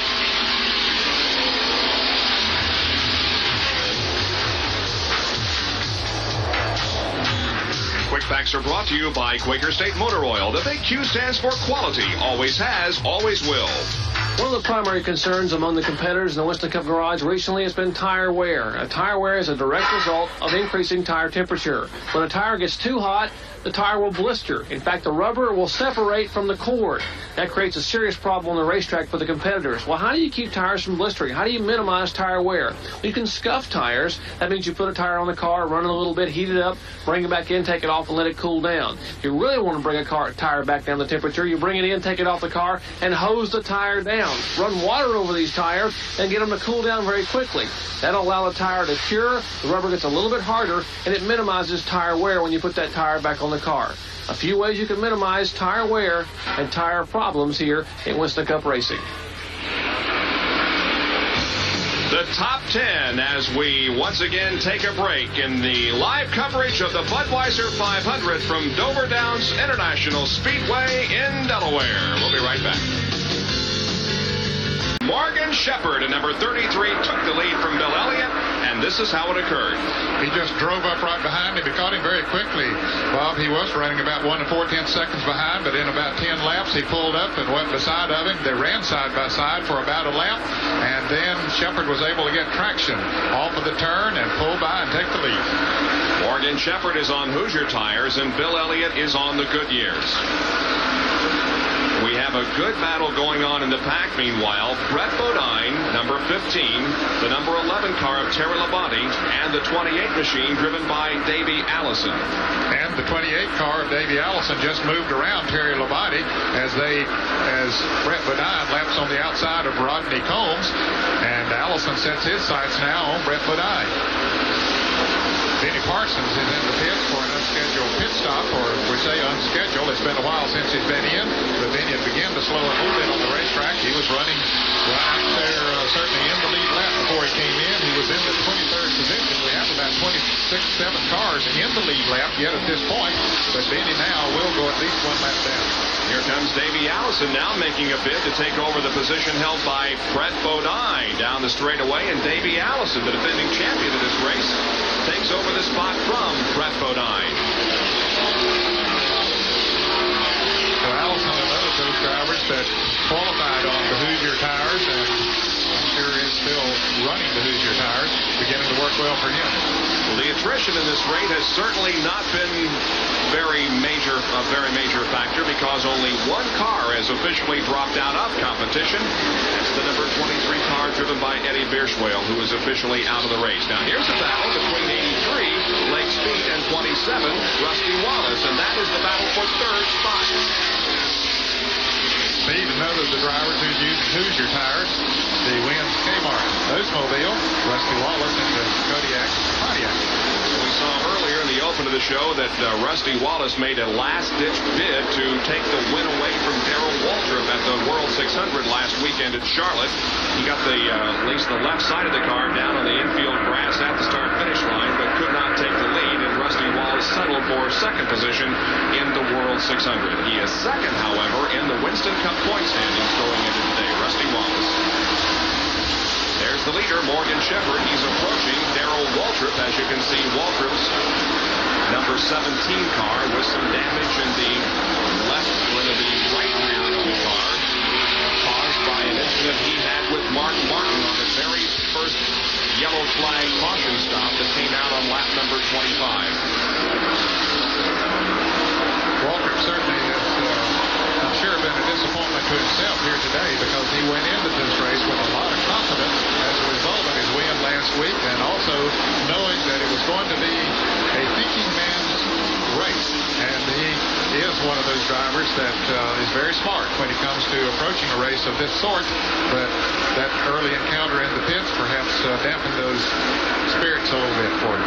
Well, obviously, Lake Speed's car is much faster than Bill Elliott's, at least here in this last lap, because Lake Speed has caught Bill Elliott and now maybe taking over that second spot. Lake Speed goes to the inside of Bill Elliott in turn number 2, and Lake Speed moves to second. Well, he just motored right on around him, and that's sort of characteristic of the Hoosier tires. Once the Goodyears gets heated up, and here's Rusty Wallace coming down the inside. We wonder if maybe Elliott is having a tire problem and has slowed his pace.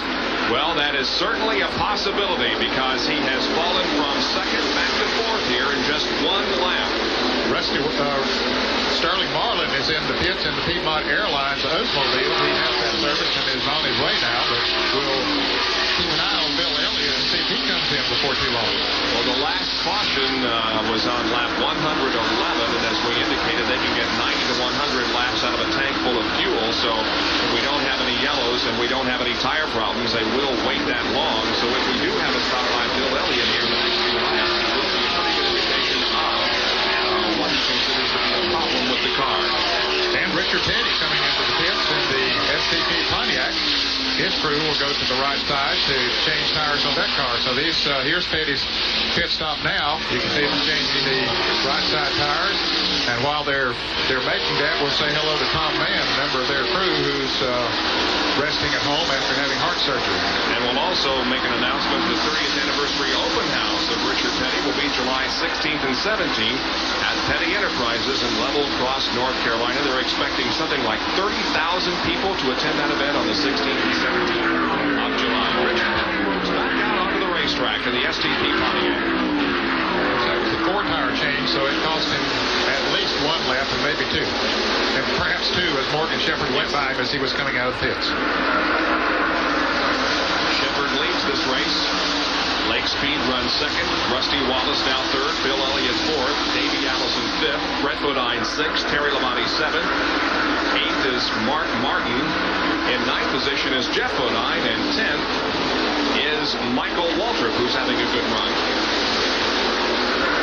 In the 11th position is Bobby Allison. 12th is Kim Bouchard having a good run. Kenny Schrader is 13th. Buddy Baker 14th. Bill Parsons in the 15th position. And the car number 7 of Alan Kowicki is 16th. 17th is Dale Earnhardt. Dave Marcus is 18th. Dale Jarrett currently running in the 20th position. And you can see that the leader, Morgan Shepherd, is approaching the number 4 car, which is being driven in a relief driver role by Tommy Ellis in substitution for Rick Wilson, who was injured last weekend in Charlotte. We'll be right back. At Dover Downs International Speedway in Delaware, the Budweiser 500, which is being brought to you by Purolator, the first name in filters. For Pure Oil now and Pure Oil later, it's Purolator. By Gates, a trusted name in automotive products for over 75 years. And by Rudd. Rudd is air conditioning. And you can see the strong wind that is conditioning the air here at Dover this afternoon. Pretty good breeze, but nevertheless, the track temperature up around 104 degrees, and the temperature inside these cars somewhere around 110 degrees. At 171 laps complete, Morgan Shepherd in car number 33 leads this race, with Rusty Wallace running second, Lake Speed third, and Davey Allison running in fourth spot. And Rick Wilson, Tommy Ellis in the Rick Wilson car has gone a lap down, and so that means now that 21 cars are on the lead lap. And the next one to go down a lap will be the number 29 machine driven by Dale Jarrett. Dale having a little trouble getting around Ricky Rudd, finally does make that pass, but Morgan Shepherd is right there then to move on the inside of Dale Jarrett and put him a lap down. So now 20 cars make that 19 cars on the lead lap, and the next one to go down the lap would be the 71 machine driven by Dave Marcus, who had a terrible crash last weekend in Charlotte. You can see Richard Petty moving down on the inside of one of the cars there, and he does it with ease. He has 4 new tires on that car. Boy, it really makes a difference when you get new tires on a car, and he's moving right up now on Morgan Shepherd. He might just unlap himself. He's 2 laps down according to our calculations here, but with those new tires, he might be able to move around Morgan Shepherd and make up on those laps. Richard Petty is right behind Morgan Shepherd, closing in ever so slowly on him.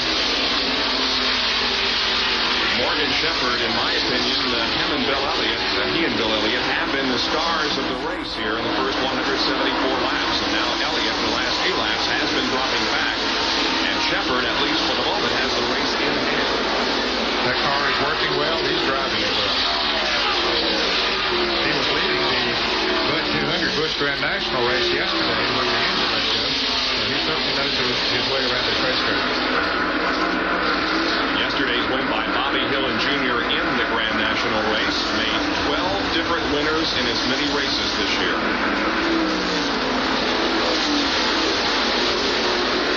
Petty has been able to catch it, but Bob, his tires are beginning to heat up a little bit now, so I don't know if he's going to be able to move around or not. As Shepherd moves now on the outside of Benny Parsons. Benny has already made a green flag pit stop, and Darrell Walker, boy, he just blows him off. He just moves that car wherever he wants to go and takes off. He sure is looking strong. Darrell Walker going another lap down to the leaders. Morgan Shepherd is from Conover, North Carolina. He has only 2 Winston Cup victories in his career. One of those is the first one in Martinsville, Virginia. The other one coming at Atlanta, Georgia. That was in March of 1986. That was his most recent victory on the Winston Cup Tour. Bobby Allison in car number 12 has made a pretty good move in his car, and we have him running 11. Ken Schrader in number 25, who is right behind, shown in 12th position.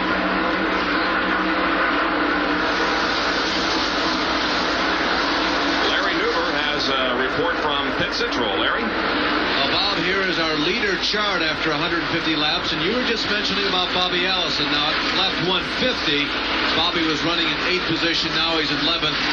Again, it doesn't mean all that much at this point in the race. What is the pinpointed position? But as you can see, Bobby Allison seemed to be struggling with that car for the first 100 laps of the race. He has moved up into the top 10. He's been running solidly since then. Alan Kowicki, we commented about him, about how solid, how much confidence he has. Well, he ran up front within the first 50, 75 laps of the race. And then he's dropped back to a very conservative 19th position. But he's still on the lead lap and still very much in this race. The leaders in the consistency race for the first 150 laps of this one, Brett Bodine, Morgan Shepherd, your current outstanding leader, and Bill Elliott. And now the race is at 180 laps, and there isn't a whole lot of difference between now and the report at 150 laps. Morgan Shepherd now is about 4 2/10 seconds ahead of the second place car. Well, no, they're showing Rusty Wallace in second place, and Lake Speed is right behind him, so it's about 4 1/10 seconds. Rusty Wallace in second place behind Morgan Shepherd. Well, the seats that these drivers sit in during the afternoon of competition in Winston Cup are made for protection and also for comfort. And for a report on that, we go to an ESPN NASCAR track back. Track backs are brought to you by the Robert Bosch Corporation, makers of Bosch Platinum, the ultimate spark plug. There have been many innovations over the years with regard to driver's seats. The seat to my right, the oldest in use, developed by Banjo Matthews and patterned after a Ford truck seat. Many drivers throughout the years, Pearson, Yarborough, Junior Johnson, have won a lot of races driving in this kind of seat, and Dale Earnhardt still uses it today. Very soft and cushiony and very symmetrical. Now on my left, a newer model. This is a specially built racing seat. Has contoured sides to protect the ribs on both the left and right side. Not very soft or cushiony, very firm for the driver. And the newest innovation, this seat you're seeing now, developed by Dennis Conner, crew chief for Kenny Schrader. It has leg extenders on it. These leg extenders are used to protect the knees and lower legs and try to prevent what happened to Ricky Rudd at Charlotte, and of course what happened to Neil Bonnet a year ago at Charlotte. These extenders, the newest innovation in seat technology for the driver. We're glad you could join us on this Sunday afternoon for our live coverage of the Budweiser 500 from Dover Downs International Speedway in Delaware. Morgan Shepherd leads. Bob Jenkins, Ned Jarrett, Larry Newber, Dick Berggren, and Jerry Punch back at Dover Downs International Speedway for the Budweiser 500 Winston Cup race. And there are 17 cars on the lead lap, and there you see first, and there you see 17. Dale Earnhardt is going a lap down. Morgan Shepherd, the leader of the race, has just gone inside of Dale in turn number 2, and Earnhardt goes a lap down. Let's go to the pit area. You know, the Morgan Shepherd car he's driving today is the Soul Bandit team that's normally driven by Harry Gant. They have had their trouble the past couple of years. In fact, they have been running only twice at the finish of the first 10 races this year. They have not had a top 5 finish since October 1986 as Lake Speed entered pit road. They haven't had a top 5 finish since October of 86. When the best run they had all year was at Martinsville, Virginia. And Harry Gant seems to be the class of the field up there. This is the car they had at Martinsville. It's their favorite car that Morgan is driving today. And what's even more impressive about Morgan is that when Morgan Shepherd came in on lap 109 for that pit stop, he did not change tires. The tires in his own car had been there for almost 115 laps. So Morgan Shepherd's very impressive, and Travis Hunter really have the car dialed in.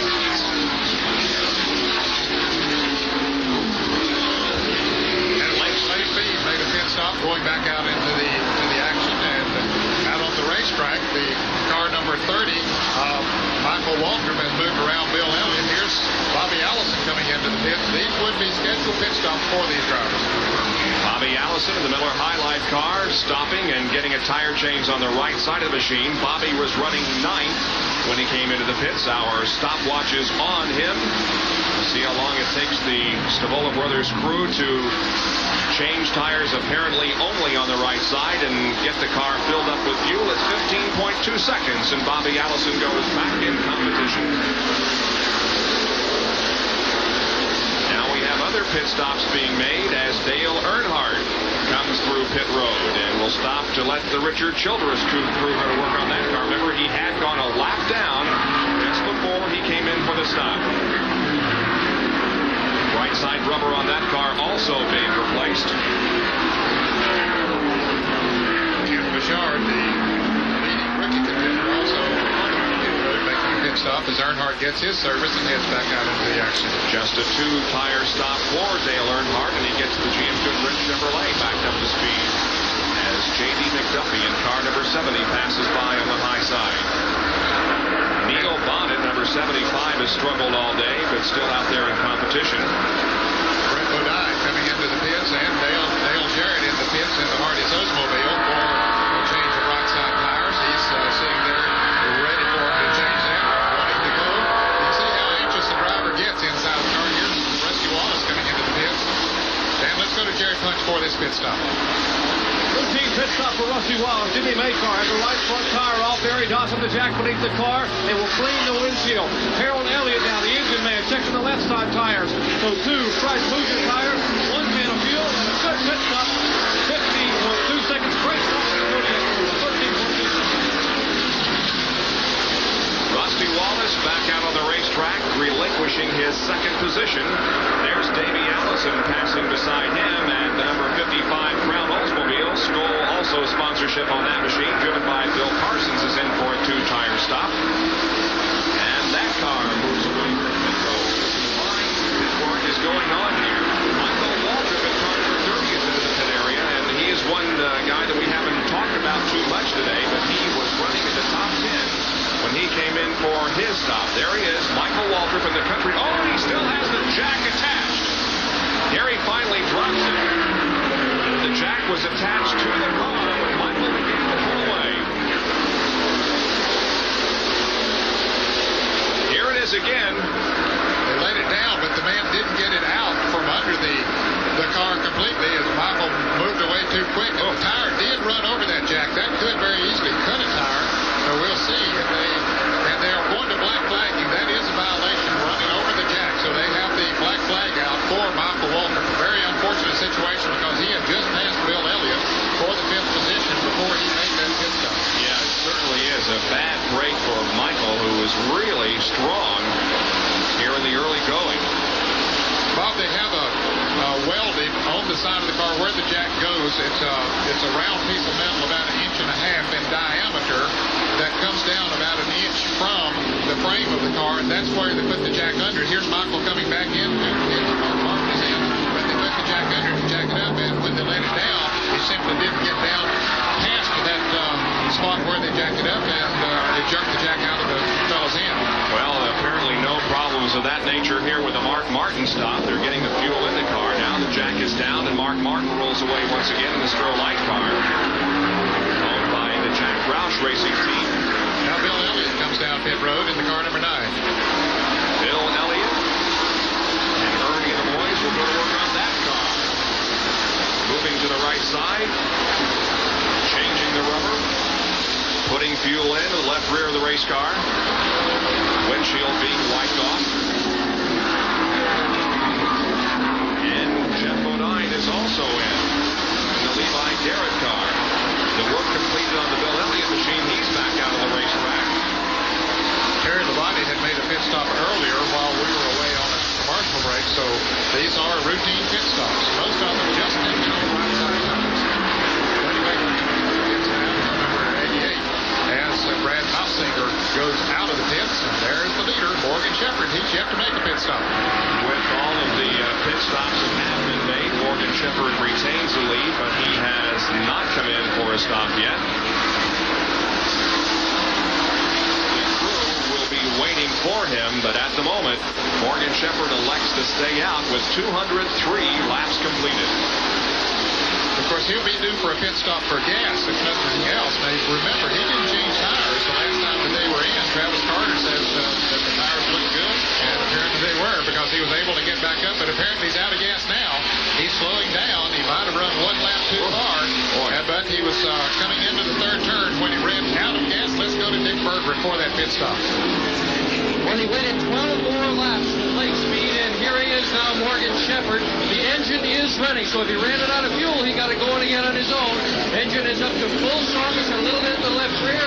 That's it. They've got right side tires just about on the car now. One of them rolling away. Fuel just about in. Boy, they want to make sure they get every drop in. That's where the damage is on this car. Hold it up. He's got a full tank, and there goes Morgan. Kowicki still not yet in. He has not taken his pit stop. Wet tire on pit road, and the stop by Morgan Shepherd was 17.1 seconds. Now, if he did run out of fuel, he was fortunate in two areas. First of all, that it ran out on the backstretch, and secondly, that this is a high-banked racetrack, and he could coast into the pits. Yes, he did. And, of course, they was pitting a little bit up towards the fourth turn. That was Kyle Petty that was coming out of the pits right behind Morgan, had to dodge that tire. Here's Davey Allison coming into the pits. This would be a routine pit stop for Davey. Let's follow him into the pits and see what they do. He's one of the drivers running Hoosier tires, and they, too, are going to the right side. Of course, they'll fill it up with the gasoline. Let's go to Jerry Punch. Davey Allison's crew, that's Tony Fry, putting the right side tires on. That's Robert Yates in the jacket. As Allison sits the Havoline Ford on the jacket, the defending winner of the Budweiser 500 down off the jacket. Good pit stop for that crew. Two right side tires and fuel for Davey Allison. Very good stop for Davey Allison. Alan Kowicki is also in the pit area. He was the pole sitter for this race. They're changing rubber on the right side of that car. We believe the only leader who has not come in, Rusty Wallace. Here's Dick Berggren. Well, they also made a switch change for Kowicki's car. They turned the right bolt on it. That means he couldn't be handling as well as he'd like. He's trying to get all the fuel in, and they've got it in now. Rusty Wallace did make a stop on lap number 193, and we're now at 2:08. So Wallace is the leader of the race and has made a pit stop.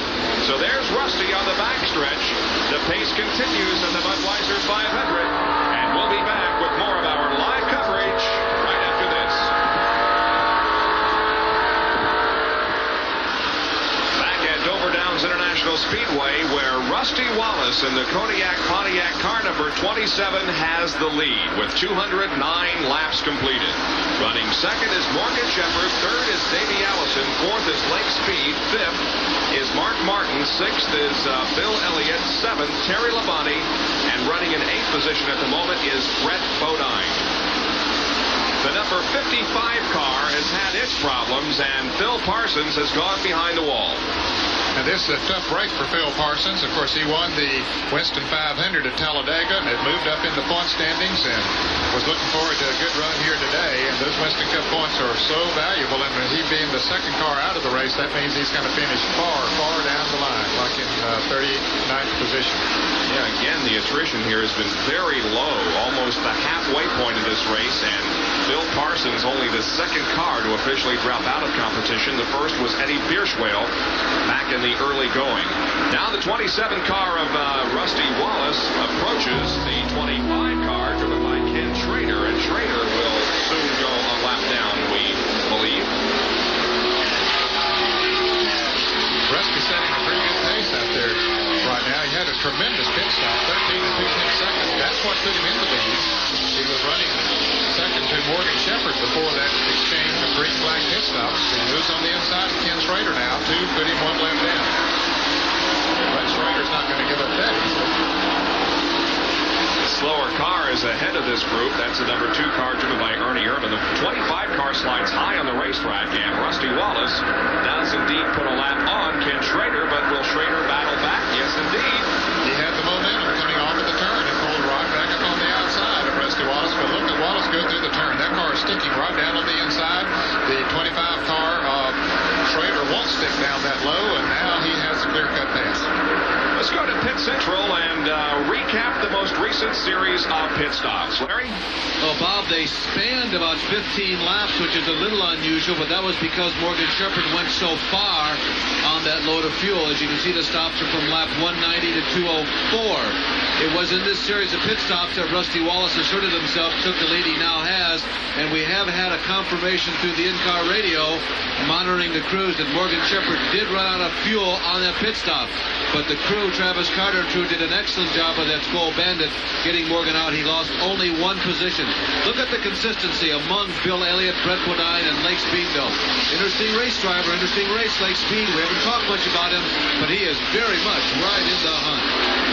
Yeah, indeed he is, and so is Mark Martin for that fact, who is now in 5th spot, even with the damage on the car that he sustained in the pit road incident, lap number 25 with Darrell Waltrip. But the pace being set right now by Rusty Wallace. Here's a battle for position. The number 44 car driven by Sterling Marlin. Behind him is the 15 of Brett Bodine and the 11 car of Terry Labonte. Well, let's go to the pit area and find out why Phil Parsons is out of this race. Well, a tough afternoon for Phil Parsons. Phil, what put you out of the race? Well, Jerry, we're not sure. Something happened to the engine. It probably dropped the valve or something. The car looked awfully strong early on. You went underneath it and took the lead. It had to feel pretty good. Your car running awfully well. Well, it really was. And the very last caution, we got a real loose set of tires. So I was just trying to save the tires, make sure we didn't tear one up until we could get another caution flag, and then boom, it broke. The tires look pretty good. All the concerns everyone had haven't materialized thus far. Your Goodyear tires running awfully well. That's what they told me on the radio, that they looked real good. You know, I just tried not to really bury the thing down in the corner, just to try to save them as much as we could. And we didn't have any trouble, so hopefully it'll be a good day without any tire trouble. Well, the man who won it at Talladega doesn't do it today. Has trouble. He's out of it here at Dover. Phil Parsons. The lead held by Rusty Wallace. Rusty went into this race second in the point standings. He has had a very consistent year so far in 1988 in the Winston Cup battle. He has not visited victory lane so far this year, but his second place in the point standings is a result of his being very consistent. But he is in a battle for that Winston Cup. We asked him about it. Well, we fought back and finally got it. I'll tell you, we're only 71 behind Earnhardt now, and yet we were a long way behind him before the Charlotte race. It's going to be probably this way the rest of the year. You know, Earnhardt's going to be up, we're going to be down, we're going to be down, he's going to be up. It's going to be back and forth, and there's a lot of cars behind me that's got a shot to win this thing. You know, Sterling Marlin's running great all year long, so we just need consistency. If we keep consistency going and stay up front, we might win this thing. And Bill Elliott, an unscheduled pit stop for him. They're going to the left side on the Coors Ford. He was in not too long ago and changed right side tires, but this time they're having to change left side tires. Good pit stop, gets him back out there. Let's look at the point standings now that Rusty Wallace was referring to. As you can see, he's second to Dale Earnhardt, but bear in mind right now Earnhardt is a lap down on the field and Rusty Wallace is the leader of this race. Sterling Marlin is also a lap down. He's third in Winston Cup points. Terry Labonte is still in the hunt on the lead lap here this afternoon, and Bill Elliott, that you saw in 5th position, has just made an unscheduled pit stop. So that's the way the point standings are, and the way the standings here this afternoon are. Rusty Wallace, Morgan Shepherd, Davey Allison, Lake Speed, and Mark Martin. Those are the top 5 at the end of 225 laps here at Dover.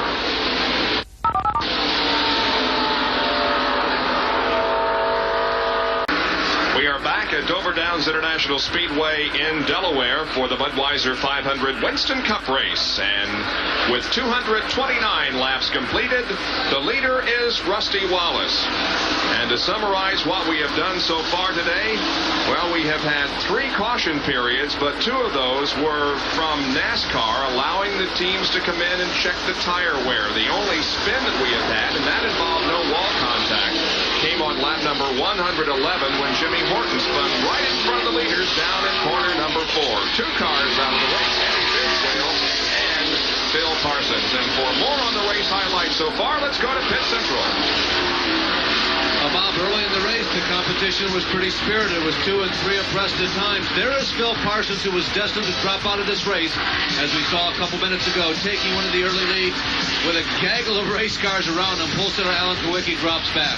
This is perhaps the most frightening moment of the day when Jimmy Horton spun in front of the then 2 leaders, Morgan Shepherd and Bill Elliott, but no incident involved. Later in the race, Dale Earnhardt almost loses control as he motored through turns 1 and 2. Michael Waltrip and Alan Kowicki were nearby. Waltrip missed that one.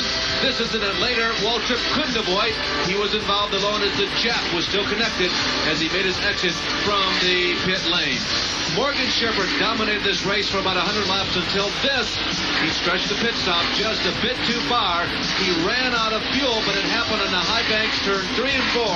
He was able to coast back into the pit pits after a quick load of fuel and a right side tire change. Morgan Shepherd was back out, running in second position, giving the lead to Rusty Wallace, who holds it to this point in the race. Rusty Wallace, who had a dramatic morning. They had an engine change. The last thing this morning, that was the last car to pull from the garage area and make its way silently to the grid. They just barely got in this race, and Rusty has given it a big ride.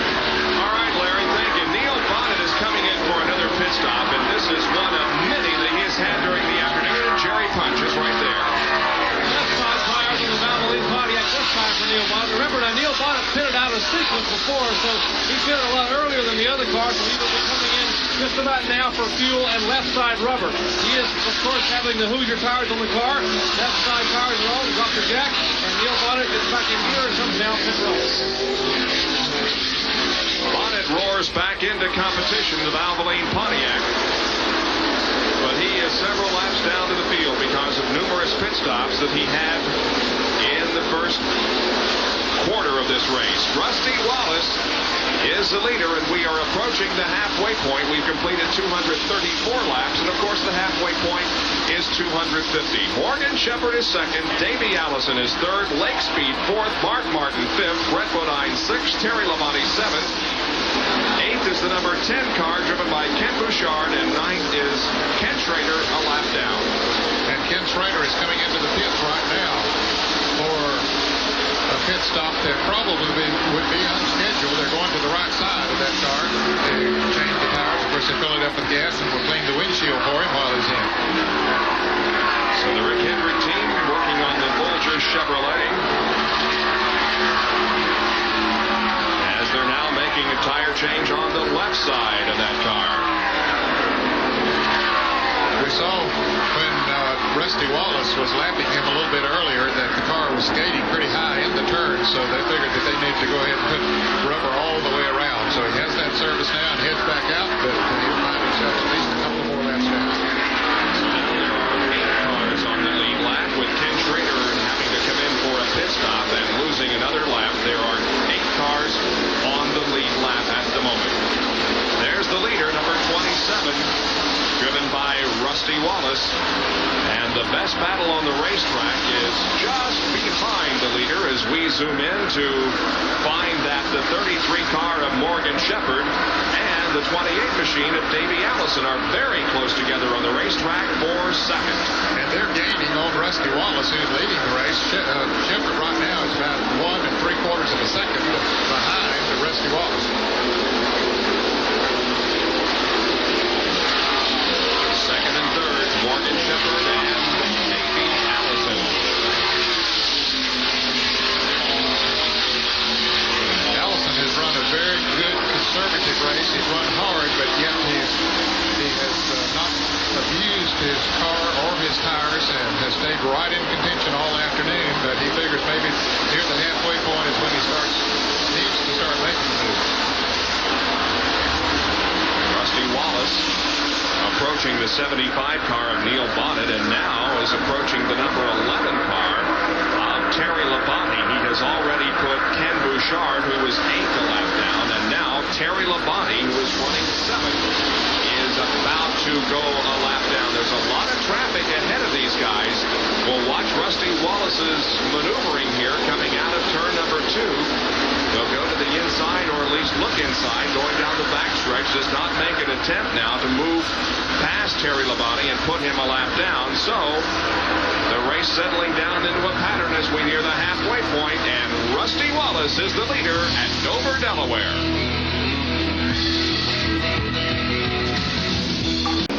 The number 44 Piedmont Airlines Oldsmobile, driven by Sterling Marlin, has visited pit road, now moves back out onto the race course. There is the leader, Rusty Wallace, and he has passed Terry Labonte, and so there are only now 6 cars that are on the lead lap, and the 6th position at the moment is being held by Brett Bodine. Well, Rusty Wallace is certainly setting a good pace. On the other hand, Ned, it appears to us as if Morgan Shepherd may be closing in on Rusty Wallace. Yes, he is. He is picking up, it seems, about 1/10 of a second per lap. We'll clock him as he comes by this time. A moment ago, he was 1 3/4 2.25 seconds behind. He's only 1.25 seconds behind now, and Rusty Wallace is right back on the back bumper of the 6th-place car, Brett Bodine.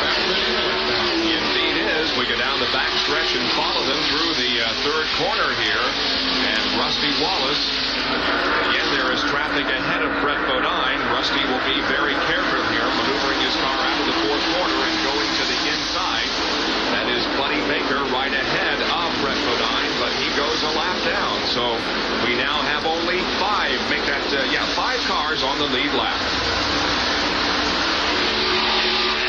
Position is the number 6 car, driven by Mark Martin. And we understand that Jimmy Means has gone to the garage area, so he will be the 3rd driver out of the race. You reach the vacuum cleaner, and we also noticed that he had Alka-Seltzer as an associate sponsor on his car here this week. You know, Jimmy brought the car through pit road here a few minutes ago, and there was some smokes coming from that car. He drove it behind the wall, so he could be our 3rd car officially out of the race. 25 car of Ken Schrader continues to run in competition, but he is a couple of laps down. Let's go to Jerry Punch. Well, gentlemen, a couple of laps ago, Schrader made an unscheduled pit stop. I'm with Dennis Carter, the crew chief. And Dennis, what's the reason for the unscheduled stop? We had a right rear tire equalized. It caused a vibration in the car, so we had to stop and get all 4. Since we had just got right sides, the left side had too many laps to keep going on them. Well, a tough break here for Kenny Schrader. He's now a couple of laps down. And sometimes it's hard for the driver to tell when a tire equalizes which position on the car it is. And many times you will see them change all 4 tires when one does equalize. And as we said earlier, that is when the pressure on the inner tire that they run on the super speedway becomes equal with the outer tire. Well, it appears as if Dale Earnhardt is about to go 2 laps down. There is Rusty on the high side of Dale Earnhardt. And Dale has really not been very competitive this afternoon.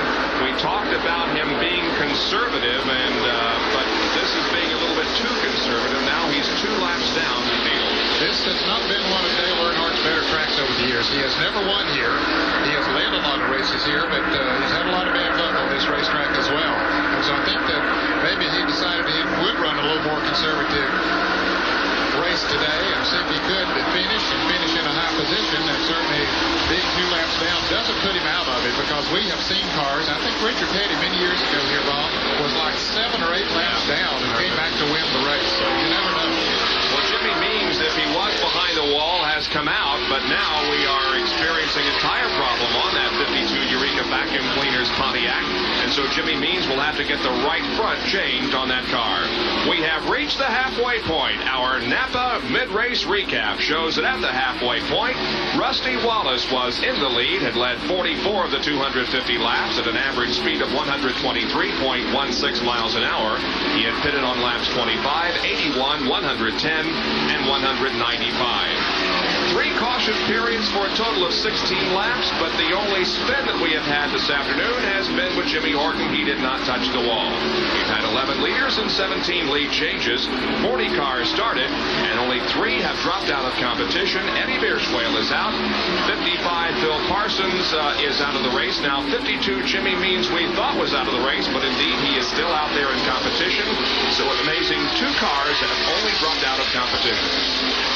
That is amazing, because this is one of the tougher tracks on the circuit. They call it the Monster Mile, and rightly so, because it's not only tough on the drivers, it's tough on the equipment as well. And to have gone this far into the race and only have 2 in the garage area is quite a tribute, really, to the preparation of the cars and the mechanics who did it. Well, we're going to see a battle for the lead here, in my opinion, in just a couple of laps, because indeed the 2nd place Morgan Shepherd and 3rd place Davey Allison are closing in on Rusty Wallace. Let's go to pit road again.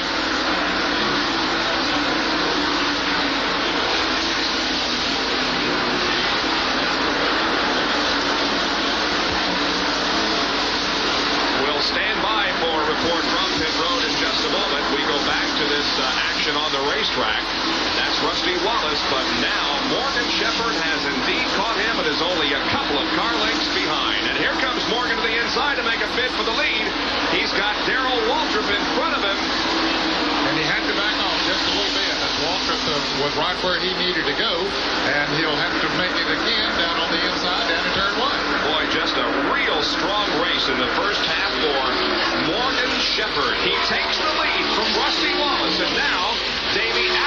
28 Ford is making a bid to take over second from Rusty Wallace.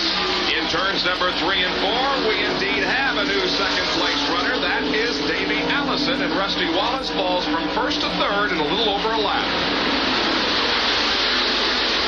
Those cars are really hooked up. Shepard, it seems it takes a while for that car to really get to going, Bob, after he makes a pit stop.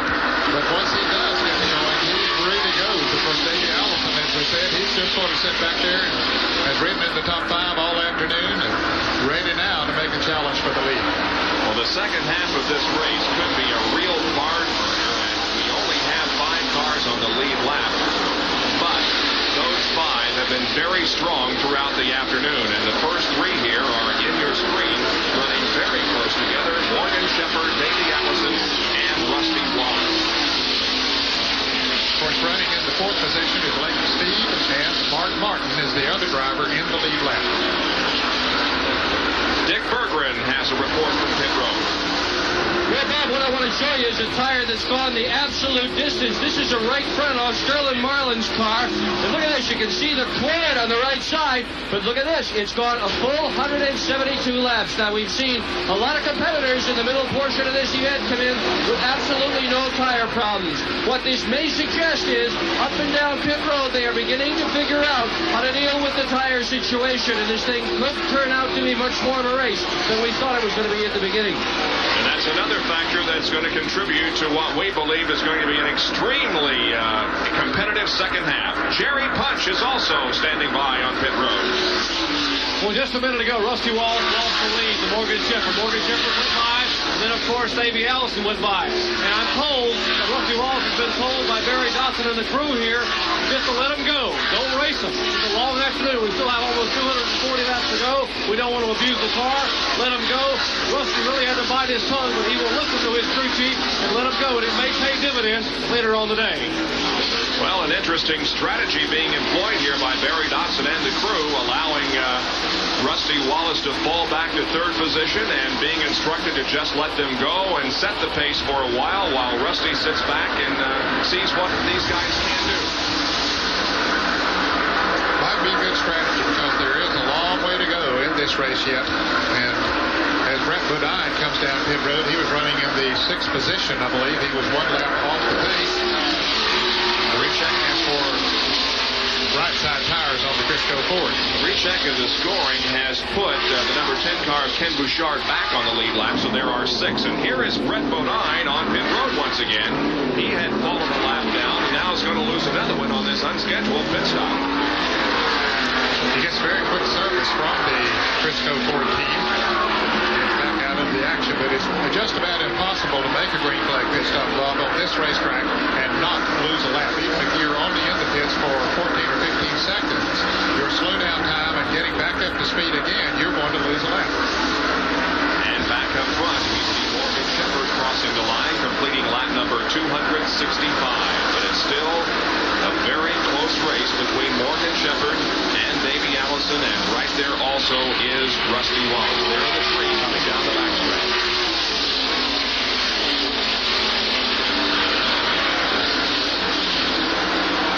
Well, since Morgan Shepherd took the lead, Davey Allison has stayed close to him, but he is, so far has not made an attempt to pass. He's moved a little closer to him now than he had been running before, and Rusty Wallace has been able to hang right in there with him, so he's not going to let him get out of his side if he can help it. And Terry Labonte here comes down pit road in the Budweiser Chevrolet.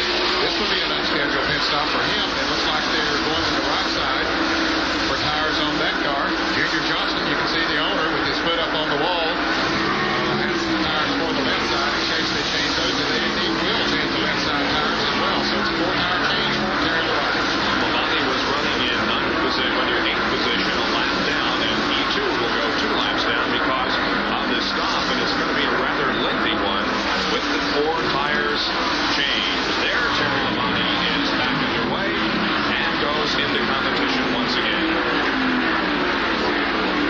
267 laps completed at the Budweiser 500. The lead is held by Morgan Shepherd. We are back at Dover Downs International Speedway for ESPN Speed World on this Sunday afternoon. Live coverage of the Budweiser 500 Winston Cup race. That number 33 car there on your screen is the leader.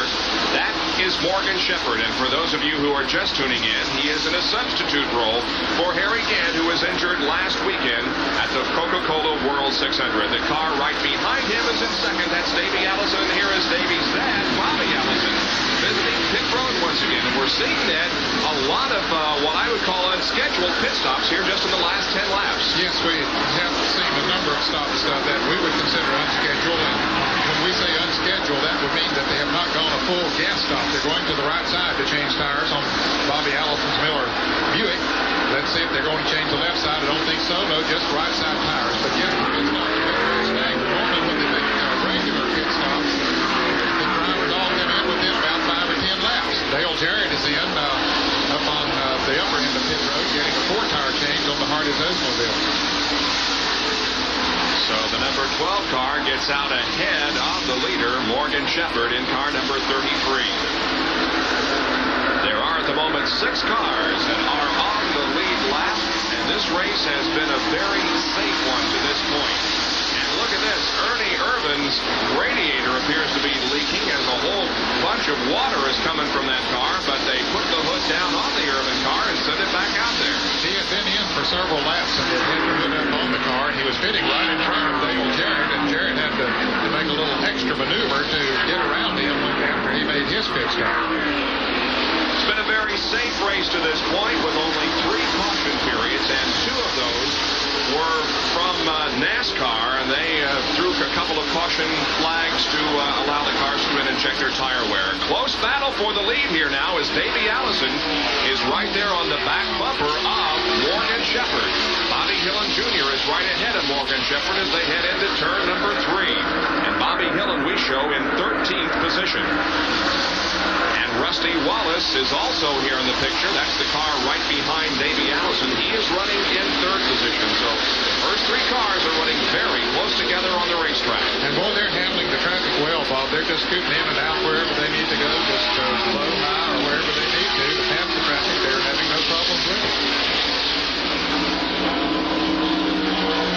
The number 78 car is being driven this afternoon by Jay Summers from Sterling Heights, Michigan. That is the young man, only 20 years old, who is driving in his first Winston Cup race here this afternoon. He's the guy that won $5 million in the lottery and decided to spend part of that money to buy a Winston Cup team and to be a driver on the Winston Cup circuit. The 83 car, driven by Lake Speed, has come in for a pit stop. They're changing rubber on the left side of that car. One crew member came around to check the rubber on the right side. Dick Bergman is there. This is awful early. He was last in on lap 191, so he didn't even make 100 laps. He made 90 laps, and that's it on that tank of fuel. Too soon. They really are. So we may be seeing some tire wear that we have not seen in the first half of this race. Dale Earnhardt is also coming in for a pit stop. And Rusty Wallace appears to be out of gas. There he is, low on the racetrack between turns 3 and 4, headed for pit road. Rusty is coming in. He appears to be able to make it to his pit area. We'll check to see whether the car is running or not as we go to Jerry Punch.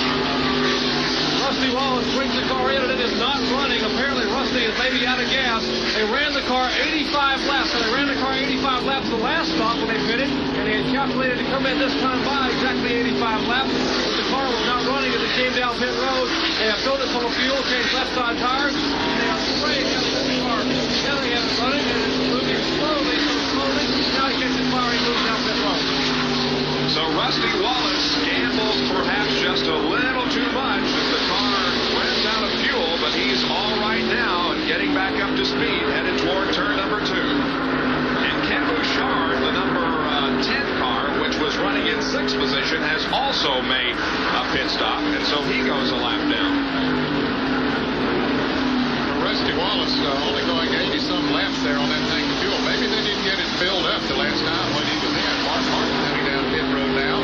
Mark was shown in the 5th position, still in the lead lap. And the Strozlite Ford actually had moved up to 3rd after the pit stop of Rusty Wallace of Late Speed.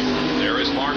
You can see the damage there on the left front of the race car that was occurred very, very early in the race. As a matter of fact, on lap 25, when NASCAR threw the first yellow to allow the crews to check their tires, he and Darrell Waltrip collided as pit road was very busy on that first stop. However, that Strozlite Ford has really been running quite well. It was on the lead lap for quite a while, but now goes a lap down, of course, due to this pit stop. Now the lead still held by Morgan Shepherd and right behind Davey Allison, and those two are the only ones that haven't pitted recently, so they're the only two cars at the moment that are on the lead lap. The number 97 car, driven by Rodney Combs, is very slow on the racetrack. And you can see that there is also some smoke coming from that car as he heads toward turn number 3. Rodney Combs in car number 97. He gets it down on the low side of the track, trying to get it, keep it down on the apron in case there is oil coming out of the car, so it would not get it up in the racing groove. Well, if we throw a yellow here, and I'm not sure that we are, that of course will be a determination made by the NASCAR officials as to whether there was oil put down on the racetrack. There is no indication that we will get a yellow. I was going to say if we did, that will certainly be a break for Morgan Shepherd and Davey Allison, who have not pitted recently. There they are, the first two. We have a crash up in turn 2. Crash in turn number 2. Car number 11 is one of them. The number 41, I beg your pardon. That's Joe Boer, and the number 15 car also, I believe, Brett Bodine is involved in this crash. The 41 car, the same color as Terry Labonte's, and a 41. I thought for a moment it was Terry Labonte, but it indeed was the Joe Boer car. There's quite a bit of damage sustained there on the front end by Brett Bodine. There's another one of the guys who had run very, very strong in the first 150 laps or so. There is Rodney Combs, who has nursed his sick car into the pit area, but we do now have a yellow, and as we indicated, that yellow is going to very definitely help the two that were running up front because they were in need of a pit stop and now get it under yellow. Everybody else has had to come in on the green. So a big break for Morgan Shepherd and for Davey Allison. 289 laps are completed, and the fourth caution flag of the afternoon flies over Dover Downs International Speedway.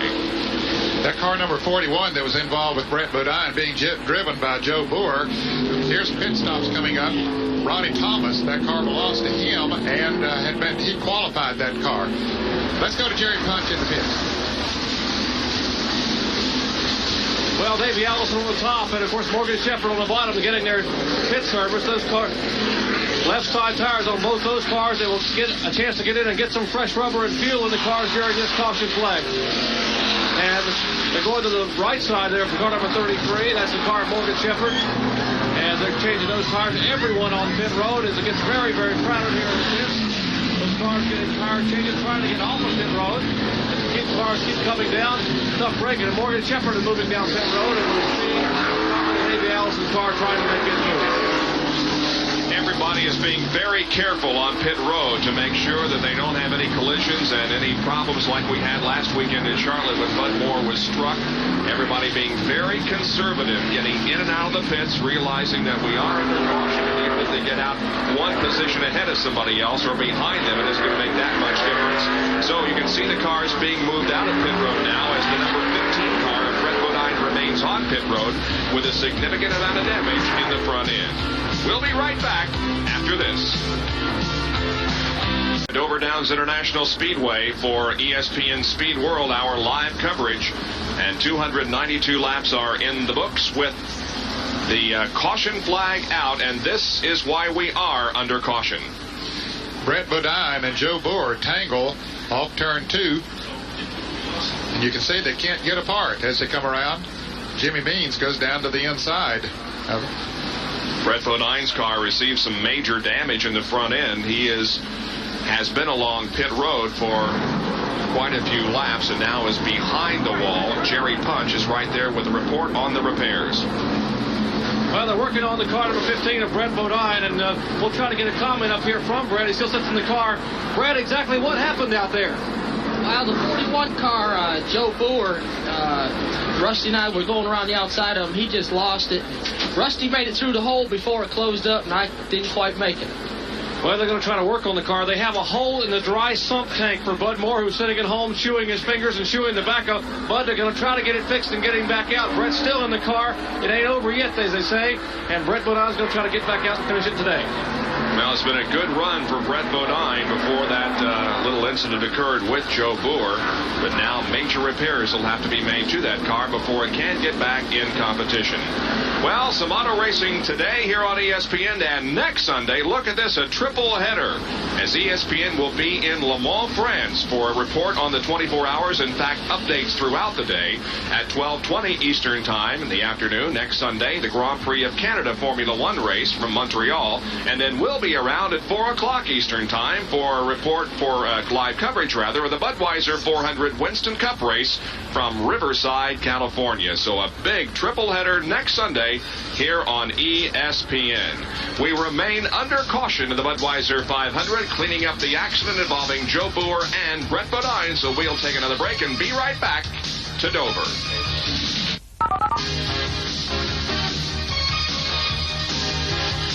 Half a lap and resume our Budweiser 500, the lead being held by the number 33 car driven by Morgan Shepherd. In second is Davey Allison there in car number 28. Third would be Alan Kowicki, and these cars, by the way, are a lap down. Only two remain on the lead lap. Fourth is Mark Martin, and in fifth position would be Alan, the number 4 car driven by Tommy Ellis. So the green comes out once again on lap number 295. Now, Dale Earnhardt was the first car there behind the pace car up in the higher group, but he is, according to our statistics, 3 laps down. But he shot out front there, and he would like to see a caution to get one of those laps back. Leaders coming through the lane stretch and passing on the high side, the number 68 car driven by Derek Cope. And trouble down in turn 1. We have a car smoking badly. That's Michael Waltrip. He didn't crash, didn't hit anything, but boy, a huge puff of smoke from that Country Time race car, and he goes slowly down the backstretch, and Dale Earnhardt is going to get a lap back as the caution comes out. The race to the flag, and Davey Allison is going to have the lead. Allison passed Morgan Shepherd, but Earnhardt did get one of his 3 laps back, so he'll only be 2 laps down now.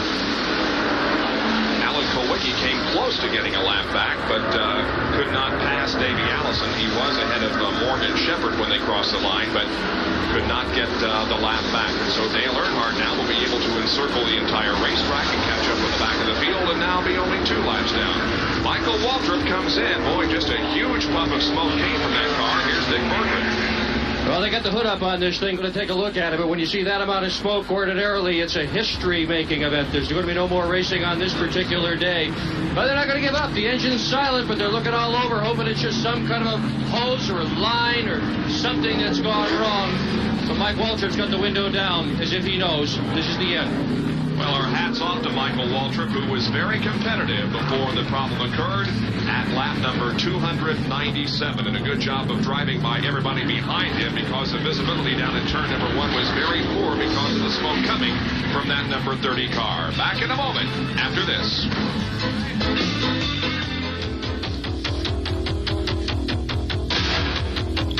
Winston Cup replays are brought to you by Purolator, the first name in filters. For Pure Oil now and Pure Oil later, it's Purolator.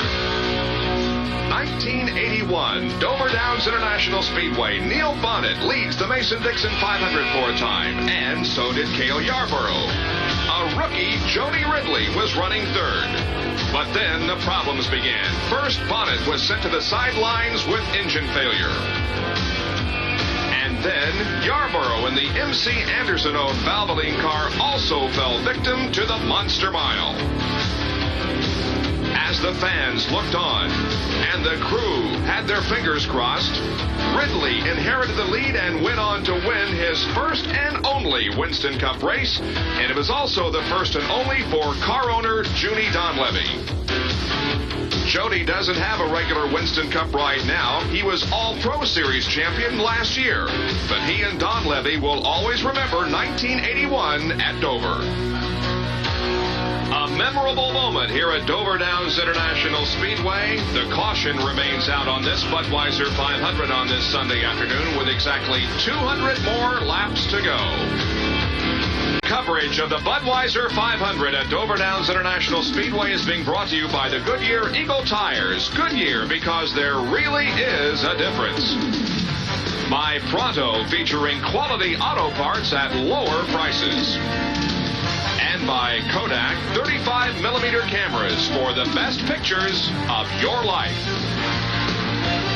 We now have 198 more laps to go. We are under caution, although the field is being given the one more lap signal, and this is why we are under caution. Watch for the puff of smoke from the yellow car right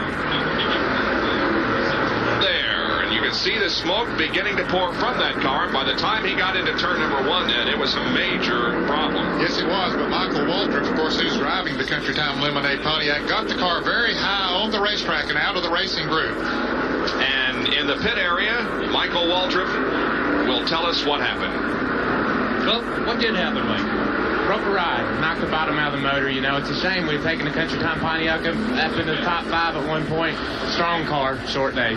It looks like they're running an awful hard pace. Are they running too hard, Mike? No, I don't think so. You know, the guys, when they throw the green, really go, and then that got me a little bit behind, but I would pace myself, and as they run 20 or 30 laps, I'd catch them just like we were hoping to. And they're going to run some more laps right now as Harold Kinder gets ready to display the green. Yeah, indeed, it was a very nice race for Mike Waltrip while it lasted. There will be others. Well, we see a 3 abreast restart here as the green comes out once again, and Davey Allison leads Morgan Shepherd and Rusty Wallace. Now, Wallace is a lap down, but he's trying desperately to get one of the laps back. Bill Elliott made a pretty bold move down on the inside. He'd like to get one of his laps back as well. On the last restart, I'm sure that some of the fans wondered about Dale Earnhardt. However, we checked with the NASCAR official, Dick Beatty, who's the competition director for the Winston Cup Series, and he says that is the driver's prerogative. If he comes out of the pits in front of the others, that he can stay out there. It's a gentleman's agreement between the drivers that they move down to the inside. Earnhardt chose to stay on the outside. As a result, he got a lap back. Look at Morgan Shepherd high on the racetrack. Rusty Wallace passes below. Now here comes Bill Elliott and Terry Labonte. So Morgan Shepherd may be playing it cool here, or there may be a slight problem with that car. But anyway, there are now 3 positioned between Morgan Shepherd in second and the leader, Davey Allison. And those 3 all trying to get a lap back have got their work cut out for them because Davey Allison is quite a distance ahead of them. And they'll have to, of course, get by him to get their lap back. He has moved out to a good distance. There's more trouble up on turn 4 as Neil Bonnet apparently has blown an engine in car number 75. He gets it down on the low side of the racetrack out of the groove. But Neil Bonnet, who has had trouble all day long, caution comes out. Now is headed into the garage area. He makes that hard left turn and spins it out as he heads into the garage area. He was just trying to drive cautiously into the garage area, but apparently had oil under the wheel and spun him right around. Yeah, it was really a nice move by Neil because his concern was to get off the racetrack and not to put a whole lot of oil out there on the surface. He got on the brakes hard and dived to the inside, got the car on the apron, and then tried to put it into the garage area, but he was going just a little too fast, and as you indicated, maybe some oil beneath the wheels. In any case, the yellow comes out once again, and now we'll see Bill Elliott and Rusty Wallace and Terry Labonte right behind the leader, Davey Allison, when the green comes out again. And here it is once again. And as he comes down to the end of pit road, he makes a hard left turn. You can see some fire coming out, but there is oil there as he came around, and when his rear wheels hit that oil as he was trying to turn left, it just spun him around. Looked like that NASCAR official wasn't aware of what was going on behind him. He kept his cool. Anyway, Neil Bonnet is going to retire from competition. 307 laps to go. Once again, under the caution flag. We'll take another break.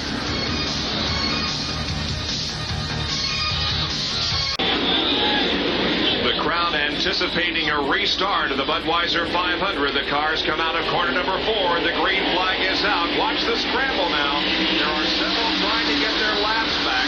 Although Davey Allison and second place Morgan Shepherd will take the lead as they go into the corner, but on the bottom side of the racetrack, that's Bill Elliott, also Rusty Wallace and Terry Labonte. All those guys trying to get their lap back, and so for that matter is Mark Martin in car number 6. And Bill Elliott does move around Davey Allison, so that puts him back in the lead lap according to our calculation. Rusty Wallace trying to make the move now. Our information indicates that the 11th car of Terry Labonte is 2 laps down. So only Bill Elliott at the moment has gotten back on the lead lap. Rusty Wallace struggling to do so. The leader, the number 28, Haviland Ford, driven by Davey Allison. Now the 5th car there in line is the 2nd place Skull Bandit being driven today by Morgan Shepherd. 3rd place at the moment belongs to Bill Elliott, of course. He is back on the lead lap. Then 4th would be Wallace, followed by Sterling Marlin, Tommy Ellis in substitution for Rick Wilson. Then the 6th car of Mark Martin, the 7 machine driven by Alan Kowicki. And then in 9th position, a lap down also is Lake Speed. 10th position, 2 laps down unofficially is Terry Labonte. Bob, it seems it takes Morgan Shepherd a while to get to going after the restarts. We've said that before, but it takes it about 15 or 20 laps for him to really get to going, and then he comes on strong when they run that far under green. Yeah, he's certainly not keeping up with the leader, Davey Allison, at the moment. He remains that 5th car back, but nevertheless is staying up with everybody else, but certainly not gaining on Allison at the moment. Allison up there trying to put Bill Elliott a lap down as we watch Morgan Shepherd running along behind Terry Labonte. He's driven a very smart race in that car today. He definitely has, and certainly is in a position to win it.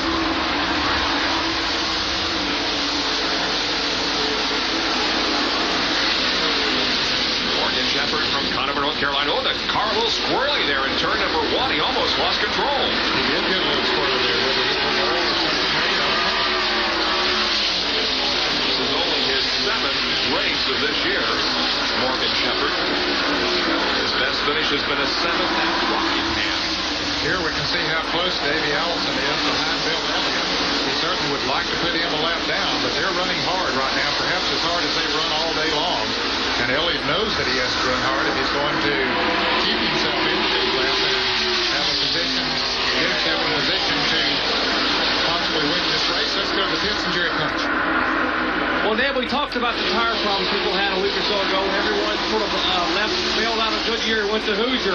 Well, today, everyone thought maybe Goodyear would have a problem and they would be doing the same thing again, but that's not the case. As a matter of fact, a number of drivers that started on Hoosier tires are now on Goodyears, and one of those is Davey Allison. Davey Allison started and qualified on the Hoosier tires and put the Goodyear tires on a while back, and now they're running so well and showing no wear and no temperature that he feels very comfortable that he can run the rest of the day and win this thing on these Goodyear tires.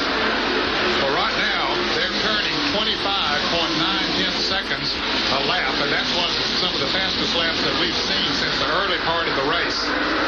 Well, a whole bunch of cars here battling for position. The 44 car of Sterling Marlin, 83 driven by Lake Speed, the 7 car of Alan Kowicki, the Bolton, who's right there also. Then comes the 31 car of Joe Rutman, and Dave Marcus also is involved here in this race. Well, we certainly have to commend both tire companies, Hoosier and Goodyear, for bouncing back so quick after the problems they had last week at Charlotte. Of course, as we pointed out at the top of the show today, there's vast difference in the temperature here today. It was about 90 degrees at Charlotte last week, and it's in the low 70s here. That makes a big difference. Goodyear has a completely different tire here from what they had last week. It was a new tire that was tested and designed for this racetrack. Hoosier has the same tires that they had, same compound and everything as they had last week at Charlotte. When you talk about the tire companies, you've got to mention the cooperation that we have seen in this industry. Sure, they're competitors, but last weekend a lot of the Goodyear guys hung around after they had withdrawn their tires and helped the Hoosier employees mount the tires and help them with the race. And I think that speaks well for both tire companies. It certainly does. Kowicki there in car number 7 is running in 8th position, a lap down. And Alan, while driving a conservative race, I'm sure at this point would rather he not be a lap down, but things have just not gone his way so far in this race. Big hopes of winning his first Winston Cup race because of the fact that he was on the pole, but at the moment, the man in command of this event is Davey Allison in car number 28, and if he should win here this afternoon, it'll be 2 in a row. Winning the Budweiser 500, he tasted victory here last year at this time. We'll be back right after this with more of our live coverage.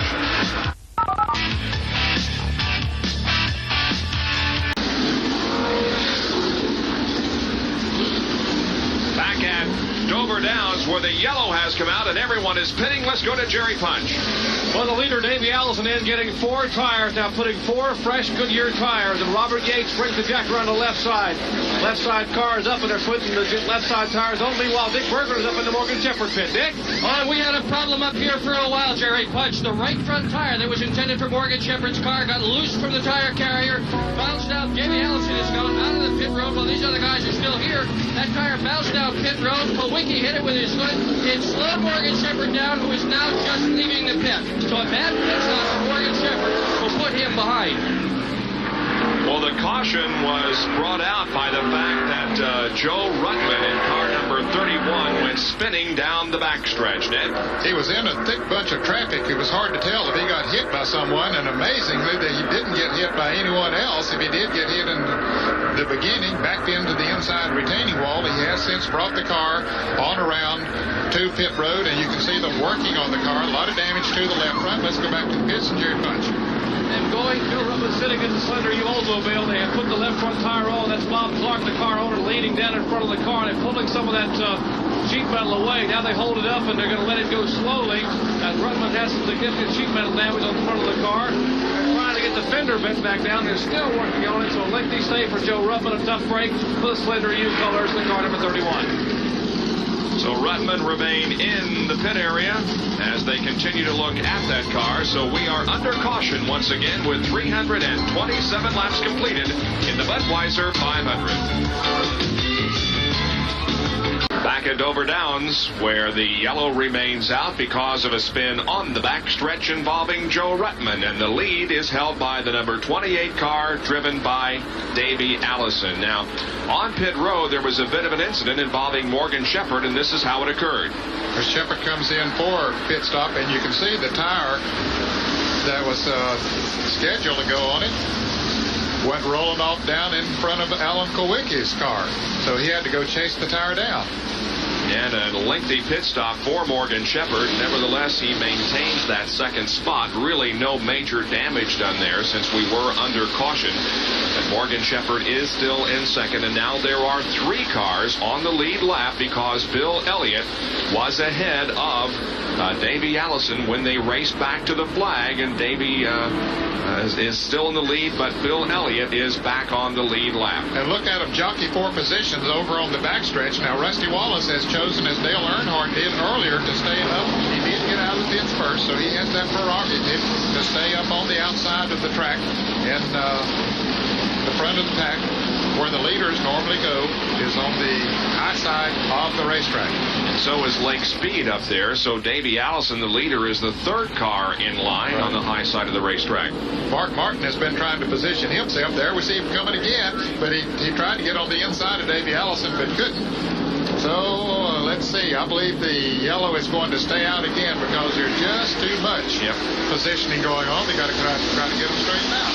Harold Kinder won't let them go until he says they go, and he felt that they weren't in proper formation and trying to decide who should go where. So we will go back to green this time around.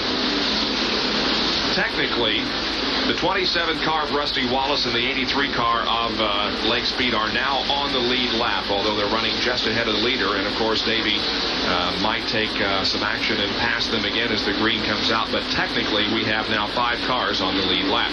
Yes, I would agree with that. And certainly they earned the right to be up there because they got out of the pits first. Okay.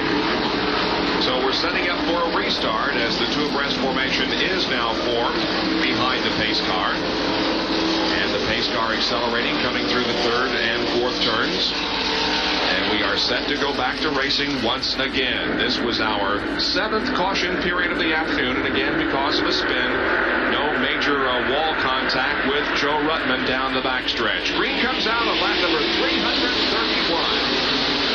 Now let's watch Rusty Wallace and Blake Speed to see if they can stay ahead of the leader, Davey Allison. Of course, Terry Labonte on the inside, he's 2 laps down, so he wants to stay in front of the leader. He might think that he needs to stay in front of Rusty, but really Davey Allison is who he needs to stay in front of, and so he now has dropped back behind Rusty Wallace, knowing that running side by side would slow both of them down. Boy, Rusty Wallace and Lake Speed would certainly like to see a caution come out right now. Certainly not because of an accident, but perhaps from a blown motor or some debris on the racetrack, because that would give them a tremendous advantage. Now, Davey is right on the back bumper of Lake, and Lake is trying to keep him back there. They may have had some contact as they went down the backstretch and out of turn number 2. Now Lake moves to the high side and gives Allison plenty of room as they cross the stripe. They race side by side, though, into the corner. And now Davey moves ahead, so Lake goes a lap down once again. And now Labonte and Rusty Wallace are side by side ahead of the leader. And Labonte figured, well, I can run a little bit faster than Rusty Wallace, so let me see if I can't stay out in front of Davey Allison. But Davey has nowhere to go when Labonte gets loose. Boy, did he. That could have been a real serious problem, but Labonte gathered it in nicely. And now that gives Lake Speed an opportunity to once again race with Davey Allison, but Davey once again edges ahead. Look at it again up in turn number 4, that last lap. Watch Terry Labonte's number 11 get really squirrely. The back end just comes around on him momentarily, and Davey Allison made a very quick move. He saw what was happening, moved to the outside of Terry Labonte, and of course avoided hitting him for one thing. And if Labonte had spun around, it perhaps would have let Davey Allison move on the outside of him without contact. Now Labonte and Lake Speed run side by side as Jeff Bodine watches the number 5 car. The 33 machine of Morgan Shepherd is behind the Bodine car, and he is in second position. But as Ned has been pointing out throughout the race, it seems like it takes him a while to get back up to speed after coming off a caution. And there's Bill Elliott right behind him. Now, Elliott, of course, got his lap back. Let's go to the pits and Dick Berger. Well, there's a lot of tire strategy going on here. Right now, I'm in Bill Elliott's pit. They started this race on Goodyear tires. They're right now running on Hoosier tires. And as you can see, they're setting up Goodyear's and Hoosiers. They're going to run whatever's best by the time this thing is all done and over with. By the way, most of the teams have saved at least one set of Goodyears in case there's a caution with about 10 or 15 laps to go. Recall that Goodyears are faster when they are fresh and when they are brand new. I'll tell you what, these guys are really thinking this tire thing through. Anybody who says that automobile racing is just brawn has made a mistake. There's a lot of brain power going into this stuff right now. And I think one thing that we can definitely say, at least at this point, is that neither tire company has a great decided advantage in this race, as the Goodyears and the Hoosiers are both working very well. They have done better than everybody expected them to, and thank goodness for it. It looks like Rusty Wallace is about to go a lap down. No, not quite. Boy, he's driving his heart out. He stays on the lead lap for the moment. Meanwhile, back in the pack, we have a battle for second. Now, Bill Elliott is trying to take that second position to the number 9 red car to the inside away from Morgan Shepherd in car number 33. The battle for second side by side. Terry Labonte watches from behind. He tries to position himself between the two. They come off the corner, and Bill Elliott has gotten second position from Morgan Shepherd. The number 5 car, by the way, of Jeff Bodine, running right ahead of Bill Elliott, is 2 laps down, running in 10th position unofficially. And so is Terry Labonte. So actually, Terry Labonte and Jeff Bodine would be running for position, even though Labonte is 3 or 4 car lengths behind him right now. Well, it looks like Bill Elliott is just saying, where can I go here, guys? Give me some room. I got to shake Morgan Shepherd. And at the moment, they run side by side. The battle for second, once again, 9 and 33, Elliott and Morgan Shepherd. Well, it certainly does not give Bill Elliott anywhere to go with them running side by side up there. He just has to sit there. Now Shepherd comes back up on the outside of Bill Elliott as those 2 cars race in front of him. It looked like Lake Speed might get the best of that battle, and now Morgan Shepherd is up. Number 6 car of Mark Martin, which runs alongside the 11 car of Terry Labonte, is in 6th position, 1 lap down. Now here comes Bill Elliott on the inside. And looks like he's going to make a clean pass here and officially go into second position. Yes, he does. Well, he had to work for that one. He stays on the low side of the racetrack, and here comes Morgan Shepherd also down the bottom. Jeff Budweiser in between the two of them now. Budweiser's car is running very strong right now. In fact, there are 5 cars that are 2 laps down. Budweiser running in the 5th position. Perry Labonte, running in 2 laps down is in 10th position. That's Perry Labonte. Ken Bouchard is 12th. Bobby Allison is 13th. Dale Earnhardt is 14th. And Buddy Baker is 15th. All of those cars 2 laps down. So we have 2 Fords that are showing the way here. That is, of course, Davey Allison in a Ford leading and Bill Elliott in a Ford in second position. But Rusty Wallace here in car number 27, the Pontiac, is still on the lead lap. And remember, Ford has won the last 3 Winston Cup races at Dover. Stay with us. We'll be right back.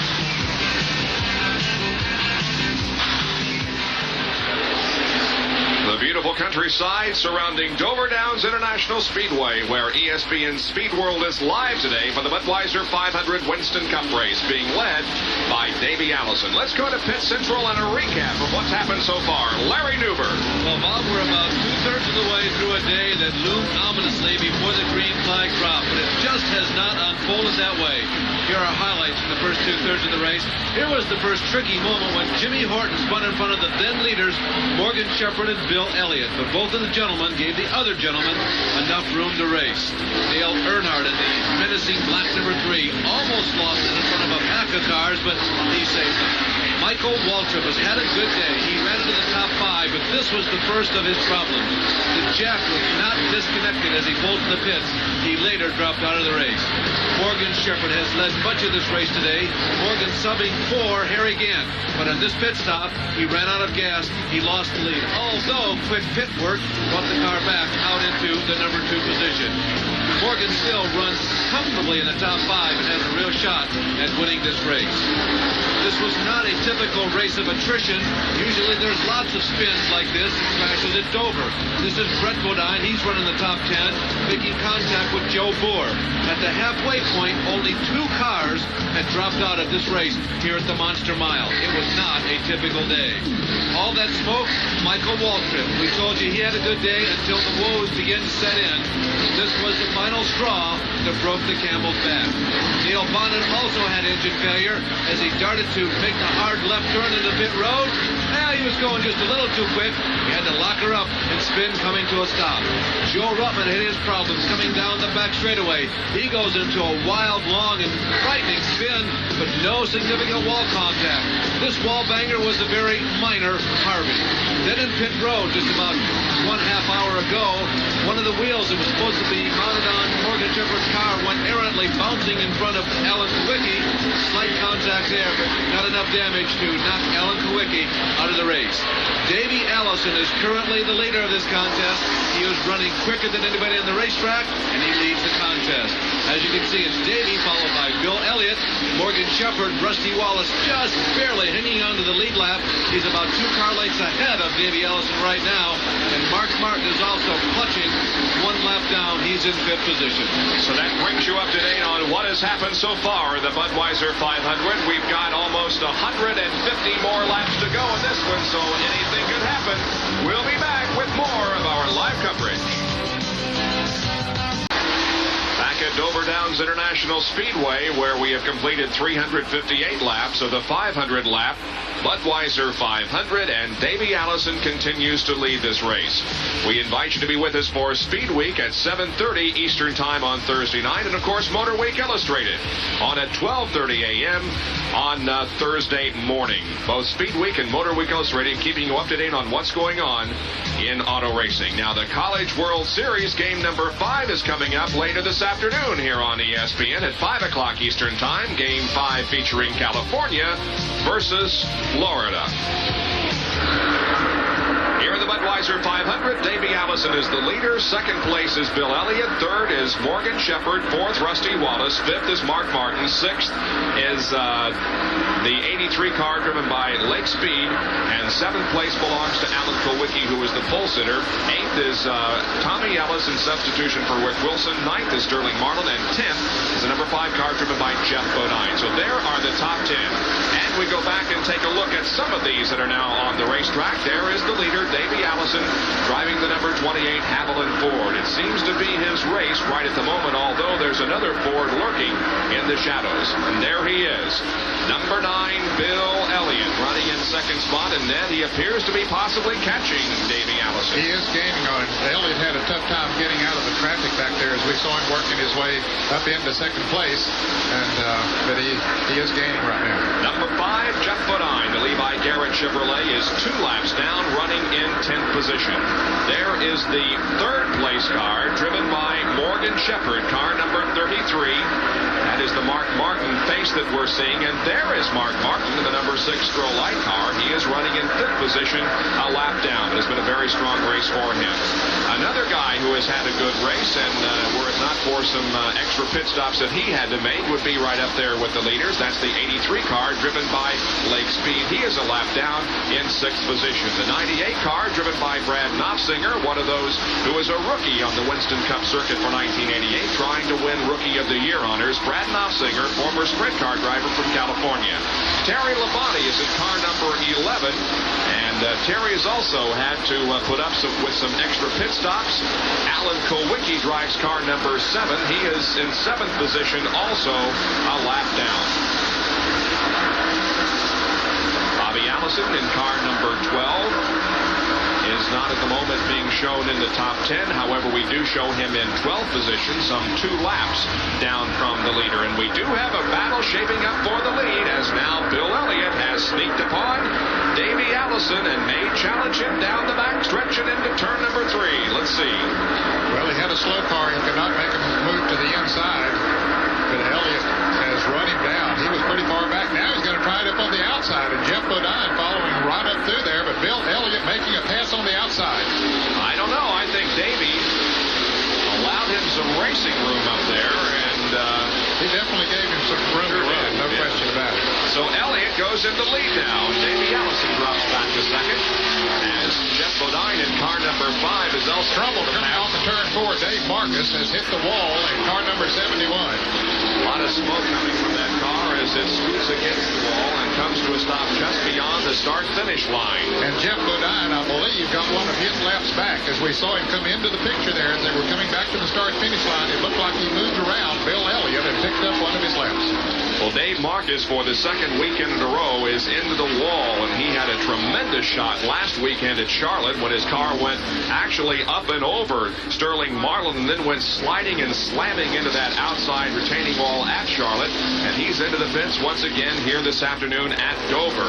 And Bob, also getting a lap back was Rusty Wallace, who had been out in front of the leaders there for a while, so this will put him back in contention once again. And just before this happened, Kyle Penny had come into the pits with smoke coming from the Citgo Ford number 21. They have since rolled it into the garage area, apparently out of the race. So Kyle Penny goes behind the wall, but on this side of the wall, a lot of pit action, and let's go to the pit area.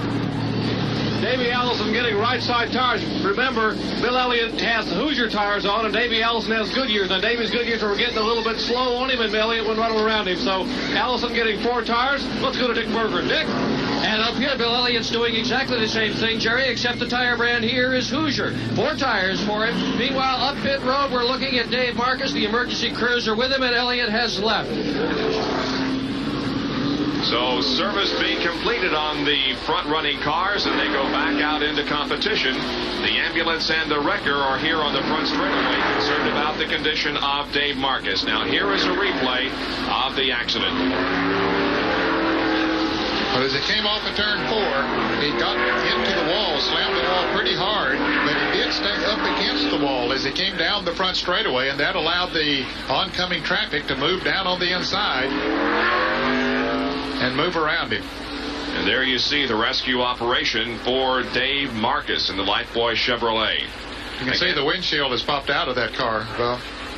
So we will be under caution here for a while until we can get the car removed from the track and make sure that Dave Marcus is okay. We'll be right back.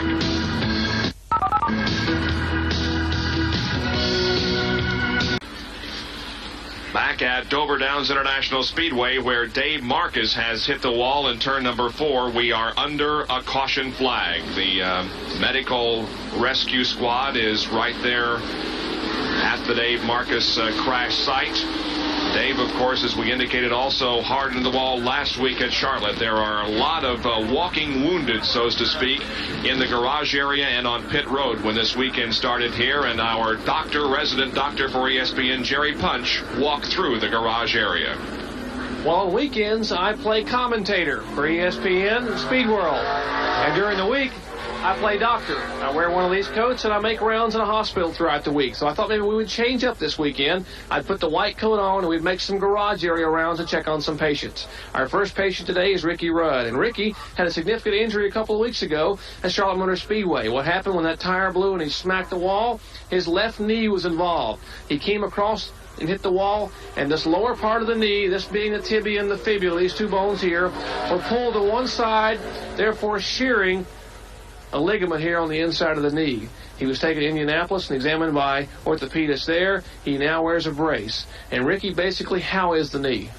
Well, I think it's really pretty good shape considering the injury. The doctors in Hickory, Dr. Moretz, they looked at it also and came up with this brace and an exercise program, a real stiff exercise program to try to get the leg back in shape as quickly as they possibly could. And what this brace does is prevent any of that side movement at all in my leg, but yet lets me move my knee the proper way. And basically it's a 6-month healing process, but the doctors in Hickory decided don't wait 6 months to let it get healed. Naturally, I can't wait that long. So they came up with a brace, and I'm able to go back in the race car pretty quickly as long as I don't do anything to aggravate the injury. So the prognosis for Ricky Rudd is a good one. He should race here all afternoon. Hopefully he will. Ricky Rudd, our first patient. Let's make some more rounds here in the garage area. Also among the missing this weekend, the owner of the Crisco Motorcraft Ford, Bud Moore. Now, Bud Moore injured on a pit road accident a week ago when his driver, Brett Bodine, hit some oil coming in the pits. Moore was holding the pit board. Brett slid into Bud Moore, who came up across the hood and came down and fractured his leg. This time it's his right leg for Bud Moore, and you see here, it's the small bone on the outside of the right leg. This is the fibula. Moore has that fracture as well as some torn ligaments in the leg. He is home watching today, hopefully be back in a few weeks. So Bud Moore, 62 years of age, out of it here at Dover. Well, our next patient here in the garage area is Neil Bonnet. And Neil, Charlotte has not been very good to you. Now, a year ago, you ended up with a 16-inch plate in the right leg and 8 screws holding it in and required a 3 or 4 months recuperation. And then last week, something else happened. What happened up there? Well, I lost a tire and I got into the outside wall. And when I hit the outside wall, I blacked out. I didn't even know the car went across and hit the inside wall. And when it did, I was unconscious and didn't have a hold of the steering wheel. And I just bounced all around and hit my left leg. Did a little bit of damage to my left leg. I messed up some ribs and might have cracked some vertebrae back here in the back of my back. So that just beat me up in general. I got 2 black eyes. I'm not sure my wife didn't do that. Well, your injuries to the knee involved an overnight hospitalization at Cabarrus Memorial Hospital in Concord, some strained knee ligaments in his left knee, some bruising up and down his leg. He's basically a total body bruise. The prognosis is very good for Neil Bonnet. He'll try to run all day here at Dover. The most severely injured of the drivers was Harry Gant. He cut a right front tire and slammed hard to the outside wall in turn 2 here at Charlotte. Gant's left leg hit the steering column and fractured the tibia right along in here, just below the knee area, and fractured the small bone, the fibula, on the outside of the leg. Well, we've had a busy day here making rounds in the garage area. Let's see if my assistant Henry Benfield has another patient for me. Henry, another patient? Well, I tell you, maybe we should spend some time just trying to get to the bottom of this Earnhardt-Bodine feud. What do you think? We put all that behind us this last week. Well, we put everything behind us. I don't know what to make of that comment, but I think I understand what they're saying. Well, there's Dave Marcus's car, which is on the hook and being taken from the racetrack. Let's go down to Dr. Jerry Punch once again for an update on Dave Marcus. Well, Dave Marcus has climbed from the car and has been taken out of the car in the garage area. We'll try to get a comment with him in just a moment. But now we'd like to get an update on Larry Pollard. Now, Larry Pollard, the son-in-law of Harry Gant, was driving a Skoll car in place of Harry yesterday, the Ed Whitaker car. Heavy contact with the wall. And I'm with Johnny Hayes, the Vice President of Motorsports of U.S. Tobacco. And Johnny has spent most of the morning with Larry Pollard over at Kent General Hospital. And we understand Larry's parents are watching up in Calgary, Alberta, Canada, very eager to understand what's going on with Larry today. And Johnny, give us the latest update. Well, Larry's certainly making good progress. It was a tough night last night. We weren't sure exactly what was wrong with him. It seemed like he had a lot of injuries, and there were a lot of rumors. But I'm really pleased to report that Larry's responding well. He has no broken bones. He fractured his skull when he hit the steering wheel with his head. However, he's responding well. He is conscious. He's not able to communicate and talk at this point, but he can communicate by squeezing your hand, and he understands you. And the doctor says that's fantastic results, and it's going quickly, and he expects him for a total recovery with no brain damage. They did do MIR and CAT scans, and Dr. Jerry Petty in Charlotte, North Carolina, has been working as a consultant for us on this. As you know, he's one of the top neurosurgeons in the country, and he has kept us up to date. He's talked with the neurosurgeons here, and we feel certain that we're going to get a total recovery. Well, that's awfully good news for Larry Pollard. A lot of the fans have been eager to hear. They saw that violent crash yesterday. Larry Pollard, the prognosis is very good. He is heavily sedated, as I said. He will squeeze your hand and open his eyes in response to being called, his name, and high-intensive care. And our best wishes go and prayers go to his family and Larry Pollard. All right, thank you very much, Jerry, for that update on the condition of Larry Pollard. As we watch the top 10, we'll take another break in the Budweiser 500 from Dover Downs. Well, I'm with Dave Marcus, and it's 2 weeks in a row. You're right now sitting in the pit area in a totally demolished car. Are you okay? Well, I think I am, Dick. My right shoulder hurts real bad, but other than that, it's knocked the wind out of me, and of course my chest hurts a bit, but I believe everything is okay, yeah. Even the cockpit has collapsed. The dashboard has collapsed of the car. The roof is pushed up. Is this your own car? Well, it's another car that's wrecked. 2 weeks in a row. It is going to put a hurting on us, but we do have a Riverside car ready, and probably the biggest problem in Riverside is going to be shifting because it's my right-hand shoulder again. Dave Marcus disappointed to be out of it, but he is all right other than bumps and bruises. Well, he certainly did take a shot coming out of corner number 4 as that car hit it right for the outside wall. The green is back out here, and racing resumes, and the lead is being held by Bill Elliott.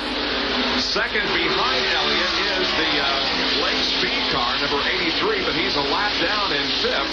Second place in the standings at the moment is Morgan Shepherd. They're in the green-white car, number 33. In 3rd position is Davey Allison, and 4th is Rusty Wallace. Those 4 cars are on the lead lap. In 6th position behind Lake Speed, a lap down also is Jeff Bodine, and in the 7th car of Alan Kowicki. And look at the traffic. Boy, it is heavy traffic there as they jockey 4th position. Some of those cars 1 lap down, some of them are 2 laps down, but everybody racing as hard as they possibly can. 2 abreast. Looks like the start of the race as they come out of corner number 4. That's Mark Martin on the high side, leading him down. Buddy Baker is on the inside. Then behind the 6th car is the 4 car driven by Tommy Ellis. To his inside is Sterling Marlin. Rusty Wallace is outside of row number 3 there, and Ken Springer to the inside. There's just nowhere that any cars behind could go as long as those 2 cars in front are running side by side. Here comes Richard Petty down to the inside, but he's going to have to fall into formation.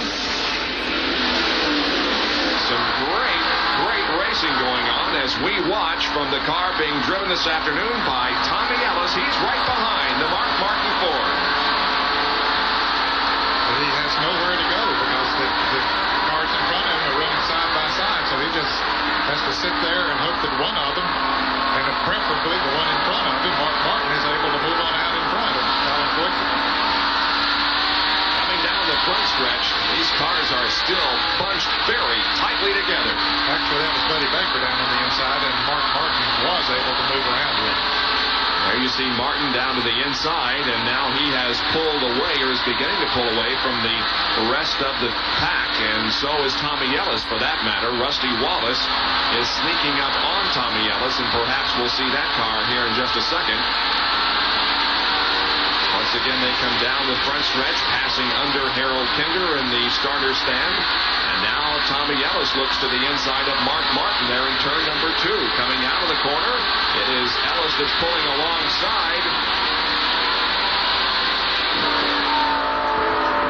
And Dale Jarrett is also battling out there for position as we go inside of his race car. That's Ken Bouchard in car number 10 ahead. And that's Ricky Rudd on the outside of Dale Jarrett. Dale's been beside of him for a couple of laps. Hardy's race cam giving us some good pictures. These cameras, unfortunately, are not able to move. They are locked into their static position, caused by the fact that there's a bit of bumping sustained by the cameras. They were giving us some good shots and moving earlier, but the roughness of the track and the 384 laps that have been completed have locked those cameras into position. Look at this unbelievable traffic out there. Ken Schrader, 88, Buddy Baker, then the 68 car driven by Derek Cope as they all come down the straightaway, and Richard Petty is also right there along with Joe Ruttman and Ken Bouchard.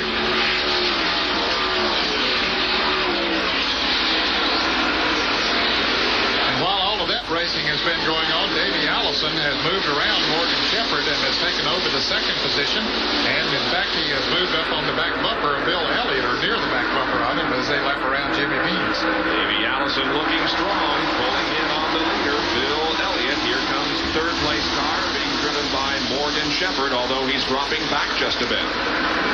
It just seems to take a while to get that car to going for some reason. Apparently it's a little bit tight.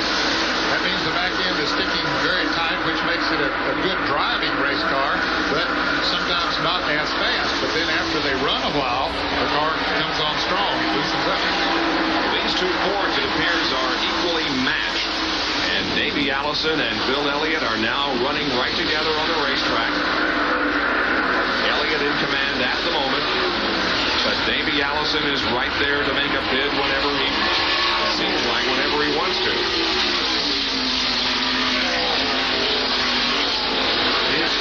He's back on the Goodyear, as was pointed out earlier, and Elliott on the Hoosier tires. And normally, Goodyear tires will run faster when they're cooler. Let's go to Larry Newber in Pit Central for an observation on Davey Allison. Now, Bob, two things. First of all, Davey Allison a year ago, remember, was the rookie. He was somewhat of an unknown commodity, but we all thought he was going to make a big splash. He probably made as big a splash here at Dover as anywhere. In the two races here, he did just about as fine as anybody could do. He had a first and a second. So Davey Allison really likes Dover.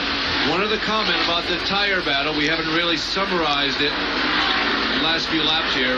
Hoosier right now is really getting the edge. The top 10 positions are changing dynamically. They're changing lap after lap because we've seen all this side-by-side racing. But for the majority of the last 40 or 50 laps, 7 of the top 10 cars have been on Hoosiers.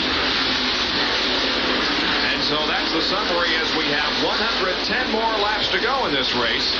Hoosier with the advantage in the tire war. Bill Elliott, the leader, and Davey Allison running in second position. We're glad you can be with us on this Sunday afternoon for our live coverage of the Budweiser 500. We'll be right back.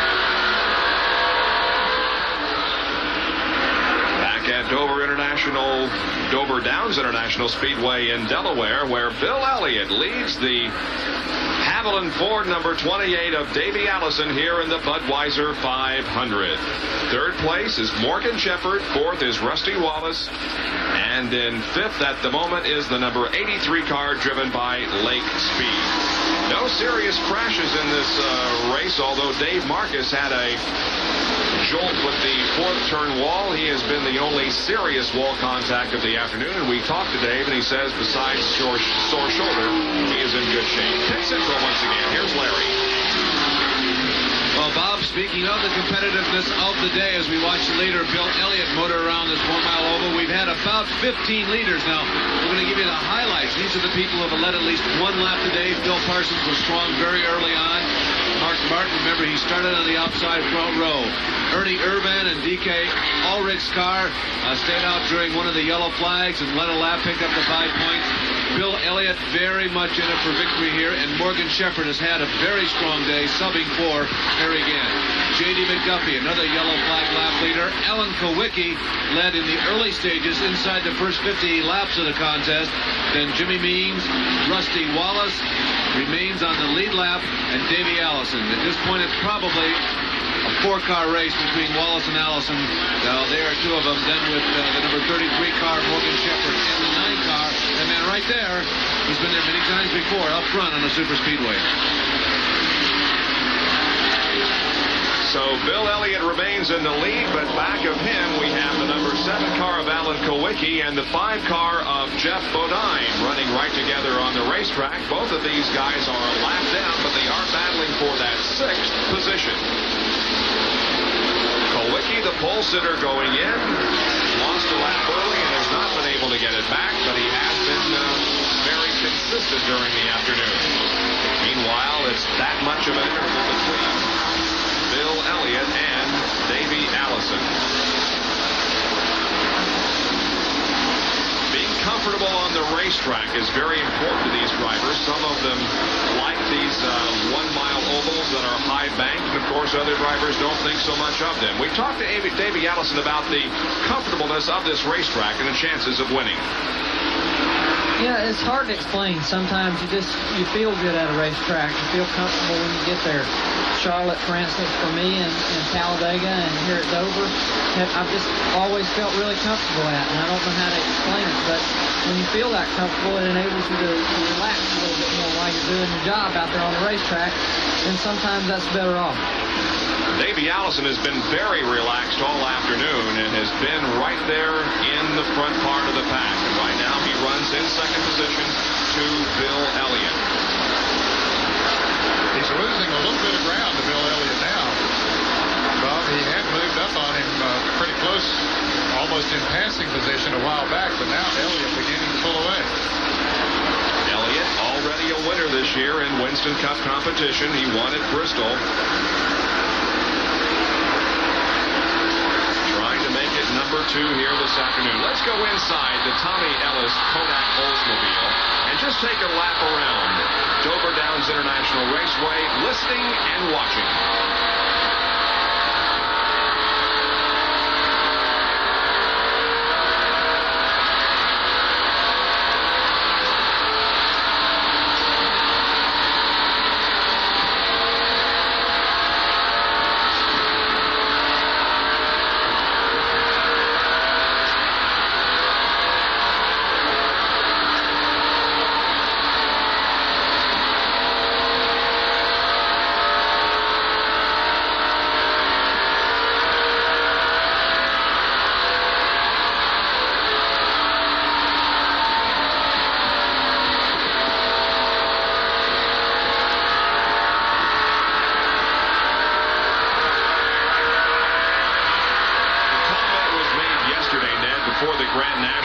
About how long you are in the corners here. There's very little straightaway, and that's certainly being demonstrated quite vividly with our in-car camera. Which puts a lot of extra strain and pressure on the tires and also the chassis of the car and the driver. He doesn't have much breathing room down the straightaway until he's ready to go into the next turn.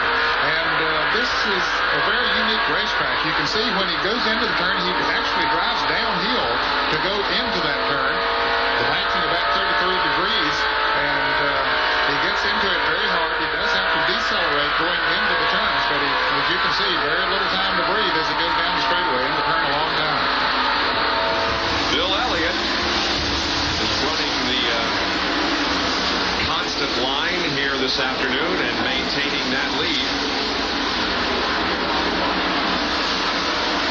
One of the things you have to do in a race of this late, 500 miles around the 1-mile track, is keep the concentration up. Don't ever let it drop, or you may be in trouble. We also asked Bill Elliott about that. It don't bother me because you're in a race car and you know what you got to do. And it seems like I get better at the end of the day than I do at the start because you're just ready to get over with. And it seems like you do things then. You're being more careful at the first part of the day, and you just kind of leave all things out there. A little bit good comment by Bill there. He says he's anxious to get the race over, and now with 93 laps remaining, you got to think that Bill is anxious to get the race over, therefore is concentrating more and making sure he keeps the car in the line that he wants.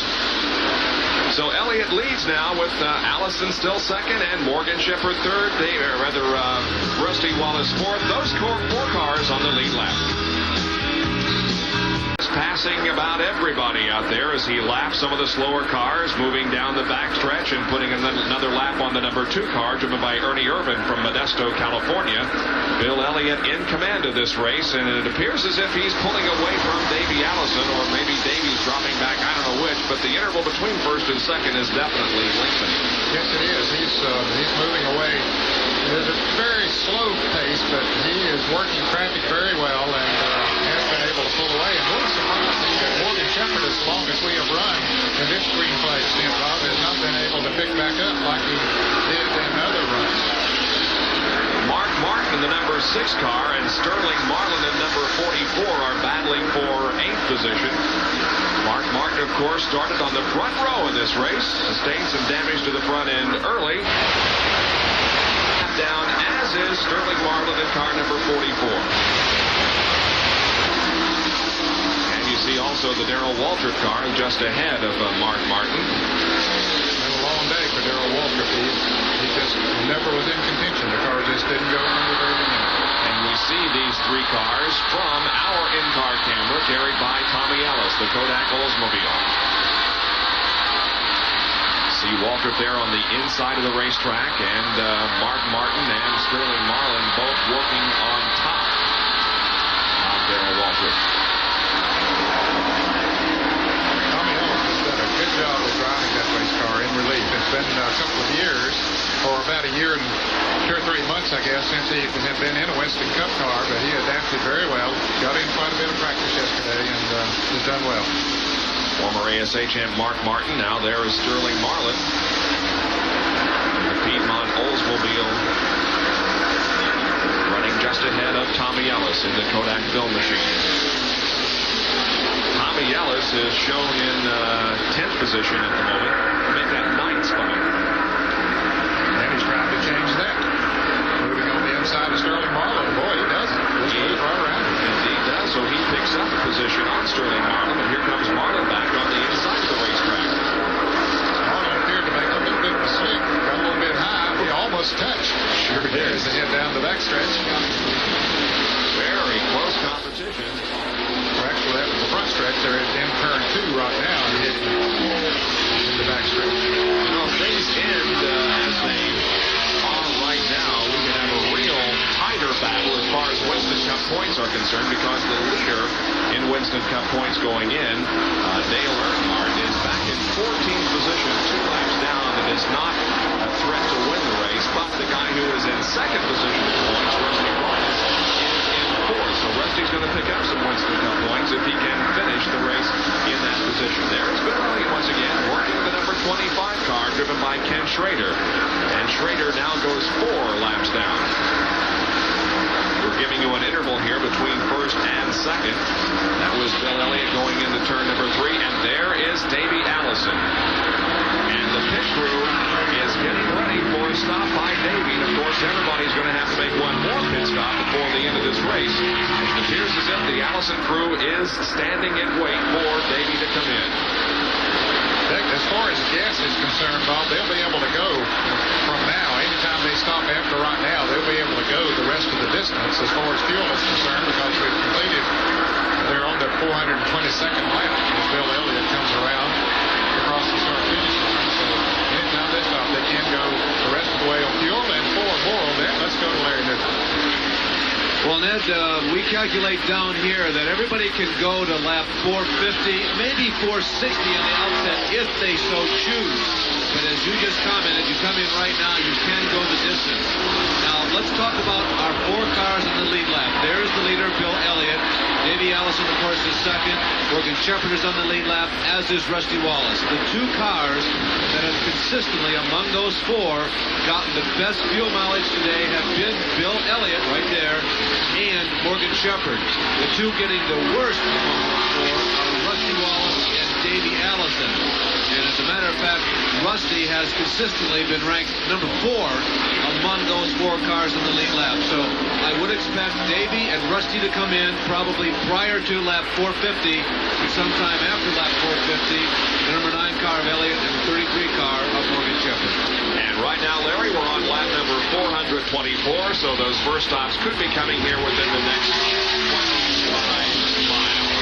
Tommy Ellis, again, we mentioned doing a fine job in a substitute role for Rick Wilson in the Kodak Oldsmobile. Now, Rick Wilson did indeed start this race. The NASCAR rules say you have to start now, take the green flag before you're eligible for points. But when that first caution period came out, that was an intentional one by NASCAR for the crews to check the tires. Rick Wilson got out of the car and Tommy Ellis got in. Right now, he is right behind Mark Martin, and to the right of Tommy Ellis is Benny Parsons, who remains in this race. As a matter of fact, we only have 7 cars, or I think 10 cars that have dropped from competition here this afternoon, so the attrition rate, again, not all that bad. Yeah, we have seen races here at Dover where there were only 12 or 13 cars running at the end of the race. Here's Rick Wilson making a move down. Tommy Ellis on the inside of Mark Martin and moves right around it. This is a battle for position once again, although these cars are that lap down from the leaders. Speaking of the leader, it is Bill Elliott. And there he is in turn number 3. Make that turn number 2, and he's running in clean air at the moment with no problems for him and his crew. We'll be right back. We have 69 more laps to go in the Budweiser 500 here at Dover Downs International Raceway with Bill Elliott from Dawsonville, Georgia, leading this race in car number 9. Jerry Punch has been watching his progress throughout the afternoon and has this comment. Well, gentlemen, there's no argument that decisions that are made on race day are very important. But for the Elliott team, the decision they made on Monday this week probably is the most critical of all. They decided to bring this particular car here to Dover. This is one of Bill Elliott's favorite race cars. It's the car he won with at Dover at Rockingham back in November of last year. It's the car he set on the pole with at Rockingham earlier this year. And it's this very car that he drove at Bristol, Tennessee, and got his only short track victory in his career earlier this year on ESPN. He likes the race car, and it's serving him awfully well today. As far as the pit stop Saturday is concerned, down here, I've been told they will pit around lap 450 to 455. That'll give them 45 laps to go. And the big question is, will they put the Hoosier tires back on it, or will they opt for the Goodyear tires for the final 40 and 45 laps?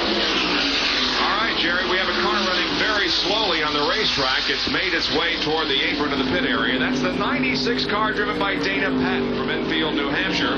He is making his first Winston Cup start this afternoon and pulls the car slowly into the pit area. The crew confers with him. We have no yellow, although the car did slow down in the backstretch, but he was able to get the car off the racetrack. The 15 car of Brett Bodine also comes in for a stop, but he's not moving too fast down pit road. Dale Jarrett was in for a 4-tire change on the Hardy Oldsmobile. He had changed 4 tires under the green a little bit earlier in the race and lost a couple extra laps, so this is going to put him a little further behind. Well, Brett pulls behind the wall back into the garage area, so he's going to be the 11th car out of the race. The race summary has Bill Elliott leading, having led 148 up to 433 laps. The average speed is 115.91 miles an hour. 8 caution periods for a total of 48 laps, 11 leaders and 28 lead changes. And as we report to you right now, there are 4 cars on the lead lap. Bill Elliott, Davey Allison, Morgan Shepherd, and Rusty Wallace. Those 4 cars on the lead lap. Speed running in the 5th position is 1 lap down. Lake is running almost as fast as the leader, certainly as fast as Davey Allison is right now. In fact, he's running right on Davey's bumper, but he has just not been able to make up his lap. And a reminder, next weekend we have a big triple header for you, including reports from Le Mans, Also, coverage of the Formula One race from Montreal, the Grand Prix of Canada. And then, of course, we'll be on the air at 4 o'clock Eastern Time from Riverside, California. And the race on the road course at Riverside. Bill Elliott has now moved out to a 7 1/14 second lead over Davey Allison. So he continues to build that lead. He's moving up on Mark Martin now, about to put him another lap down. Mark was running 1 lap down, and currently I'm raising him up to 9th position, but he's about to go 2 laps down. Elliott moves outside down the main straightaway, and indeed Mark Martin does go 2 laps down in that 9th position.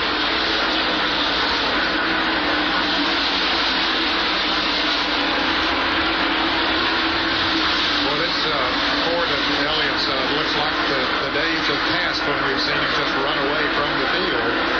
The car has just worked so beautiful for him. He's done his part in driving. Here's the interval officially. I had a stopwatch on him a moment ago, which showed 7 1/14 seconds, and it has extended to 7 8/10 now. And it's interesting, Ned, that back in the heyday that you mentioned when Elliott was, it seemed like, winning at least every other race, most of those victories occurred on a super speedway. And it wasn't until just recently that he got his first short track win. And I guess they consider this an intermediate track, but it is far from a super speedway, and Elliott showing the way here. Yes, and he's always run well here. He, of course, is a former winner here on this racetrack and has sat on the pole a number of times as well, and really knows how to get around it. Well, things have certainly settled down here with about 59 more laps to go, and Elliott is in command of the race at the moment, so we'll take another break and be right back to Dover Downs International. Bob Jenkins, Ned Jarrett, Larry Newberg, Dick Berggren, and Jerry Punch back at Dover Downs International Raceway for the Budweiser 500. There you see the finishes this year of Bill Elliott, looking for win number 2 in 1988 and looking for his 25th win in Winston Cup competition. He's due for a pit stop in about 10 laps, or maybe a little less.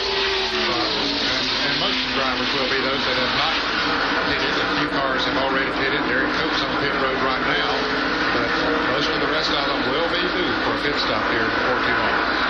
Running right ahead of Bill Elliott here is the 98 car driven by Brad Knopfsinger and the 17 car of Darrell Waldrop. Last week's winner at Charlotte has not been on the pace from the drop of the green flag, really.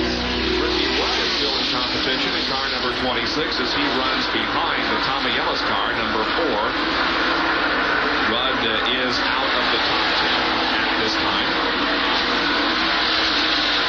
Had a couple of early green flag pit stops, which got him behind. Benny Parsons has been running all day, but not competitively in the Judy Bonletti car. He and Neil Bonnet were racing to see who could make the most pit stops in the first half of the race. They were just in and out of the pits quite a bit, and finally Neil went out of the race, and here's the leader, Bill Elliott, moving up on the outside of Benny Parsons to get another lap down. So there is Bill Elliott continuing to lead. Anticipating a pit stop in just a few more minutes. We heard Larry mention that it will come sometime around lap 450, and right now Bill is on his 449th lap. Staying out there in competition, though, this lap.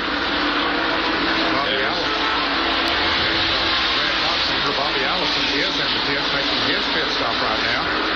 And it looks like that the crew is only going to put gasoline in the car and going to send him back out. So it'll be interesting to see if they do change tires when those that do pit, and all of them will have to make one more pit stop. Well, thank goodness, and here comes Bill Elliott. We predicted lap number 450, and it is exactly 450. Jerry Punch is here to call the pit stop.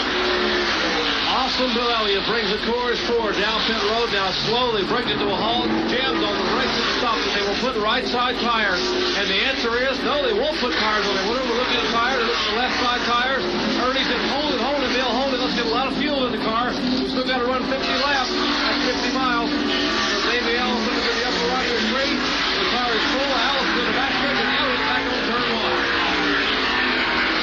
So Elliott roars back out on the racetrack, and now we watch Davey Allison staying out there, will not choose to come in for a stop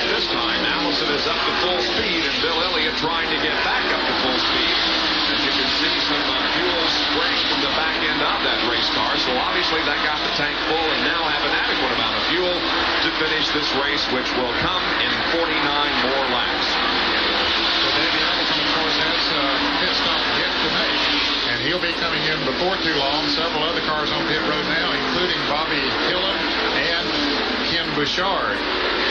There is Davey in turn number 1. He now has the lead, but remember, he will have to have another pit stop. And I suspect he'll need to change tires on the right side of that car, even though Elliott was in long enough. My clock showed him in about 14 and a half seconds as Perry Labonte comes down pit road. So they could have changed tires, but they just simply figured they wouldn't need to. Ken Schrader coming back down pit road for the second time in the last couple of laps. So is Mark Martin coming down pit road. Here's the Budweiser stop for Perry Labonte. They changed right side tires on his car. Labonte, the winner of the Winston a couple of weeks back, and the service completed on his Budweiser-sponsored Chevrolet. He goes back into competition. Earnhardt is also making a pit stop. Bill Elliott continues to run out on the racetrack, and the question is, when will Davey Allison be coming in for a stop and his fuel mileage? Here he comes right now. Let's go to Dick Berkeley. And indeed he is in. His computer, by the way, said he could stay out there quite a while longer, but they decided they're not going to pay attention to the computer. They're going to bring him in and take no chances at all. It's a right side tire change for Davey Allison. Looking at the left side, that's all. They've got the fuel in it already. Not that many laps to go. They only took 1 can, and there goes Davey. Well, I got him at 14 to 17 seconds, Dick, so that was a little bit quicker pit stop than Elliott made. But we'll see how that, although Elliott was about 8 or 9 seconds ahead of Davey Allison before they made those pit stops, Rusty Wallace is coming down pit road right now, so that would be his last pit stop. That would move car number 33, Morgan Shepherd, into the lead.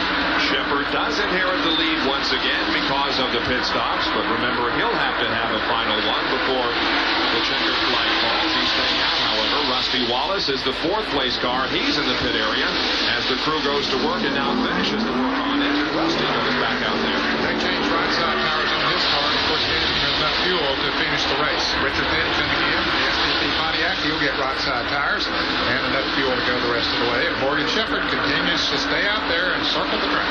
He's in the 4th turn, will not be coming in this time. Morgan Shepherd staying out there in the Skull Bandit Chevrolet, car number 33. That is Davey Allison right behind him. Let's go to Dick Berggren again. Well, we're at Lake Speed. He's doing the same thing Davey Allison did. He's going to put in at least 2 cans of fuel into Lake Speed's car. Right side tires. The tires are done. The fuel is done. And Lake Speed a lap down before that pit stop, but up there in that 5th position. Buddy Baker also made a pit stop at the Red Baron Pizza Oldsmobile. He did not take on tires. They looked at the tires and decided that they would just put fuel in. And here's Davey Allison now has moved around Morgan Shepherd. I believe that just put him back in the lead lap. Shepherd would have been a lap ahead before those pit stops, so that put him back in the lead lap. That is correct. And again, Morgan showing no signs of dropping low on the racetrack and coming in for a pit stop. Now, Davey did pass Morgan there, but remember, Davey made a pit stop and went a lap down, so he's actually just getting that lap back from the leader, Morgan Shepherd. Shepherd running alongside of Jeff Bodine now down the back stretch. Let's see if he comes in this time for fuel. There is the number 4 car of Tommy Ellis, who is in. Ellis also one of those running in the top 10. So they are going to change tires on that car, changing the right side tires. Morgan McClure team working feverishly to get Tommy back in the race, and there he goes. Good pit stop. Down the backstretch, Morgan Shepherd, we hear, is coming in this time. Low on the racetrack, indeed. Morgan Shepherd getting out of the throttle, braking and heading for pit road. Dick Berggren is right there and is going to call this pit stop. Here he comes, Dick. Morgan's in the pits. Bob Jenkins, this is the most important pit stop for him of the day. They do not have tires ready. This will be gas and go. They're going to try to opt for track position rather than do rubber. 1 can almost in. Morgan can't wait. They got it. He's gone. Well, a good fast pit stop now. Let's see. Bill Elliott has already gone by, so Elliott should have taken over the lead once again. Of course, Shepard was pretty far behind before Bill Elliott made his pit stop. Even though Shepard's stop was much faster, he was too far behind to be able to make up enough time on that pit stop to get up close to Bill Elliott. You know, there's about a half a lap separating Bill Elliott from Morgan Shepard. So Morgan really didn't gain much on that pit stop because of some good work by both the Bill Elliott team, the Davey Allison team, and the Morgan Shepard team. So Bill Elliott has the lead once again with 461 laps completed, and most of those running up front having made their final pit stop on the afternoon. Back at Dover, where Bill Elliott has the lead, Morgan Shepard was able to get out of the pits after his stop ahead of Davey Allison, so Morgan is second. Davey Allison third, Rusty Wallace fourth, and then in fifth position, a lap down, is Lake Speed. So there was no major shuffle of positions during those pit stops. For more on that, let's go to Pit Central. Larry? Now, Bob, here is the final summary, unless we get another yellow flag of the people that are running in the top four. As you can see, Bill Elliott, Ernie Elliott, Dan Elliott, and crew in first, out first. A little bit of shuffling behind them. Morgan Shepard, Davey Allison, and Rusty Wallace. And Ned, I want to particularly talk to you about the Morgan Shepard thing. Obviously, they're very comfortable with the tire situation. We commented earlier, about 100 laps ago, that they were getting the best fuel mileage of anybody in that group. They were in a position to come in and not change tires, which they did not do, and also maybe play a little bit of games with the fuel. Do you think that they might have gone with a little less fuel, meaning a little less weight? They got out quicker. Do you think he's in a position to challenge Bill Elliott? Well, I think the time factor was a situation, Larry, in their consideration of only putting one can of gas in it, that they knew that that would be enough gas to carry them to the finish. Now, the weight situation, I'm not sure, because we have pointed out that it seemed the car was a little bit tight on restart, so maybe the weight thing would come into play. But I think time was more of a factor than anything else. But he's got a lot of catching up to do before he gets to Bill Elliott. And Davey Allison has slowed as he went down the front straightaway. He is definitely not running as fast as he was. So Davey Allison may have a problem as we watch battles for position behind the leader. There is Davey down the backstretch. The car is, appears to be up to almost full speed at least. Well, I don't know. He drove down to the inside of the racetrack as he came off of turn 4 the last time around, and he's doing it, well, staying up a little bit higher this time, but he's not running up the pace. Davey Allison is off the pace to some degree. He's still running pretty good, but I would say that he's on 7 cylinders right now. All right, we'll watch to see if Davey Allison continues to have problems with that car. Again, he is in third position. The other car on the lead lap with him in fourth is Rusty Wallace. So if Rusty can close in on him, we'll know that there is perhaps a major problem with that Davey Allison car. Well, we can see Derek Pope is moving up on him. He was several hundred yards behind him. He's moving up on him and is about to pass him, so he is definitely off the pace. And you can see Derek passing him down the straightaway, which means that he has lost some of the power in the engine.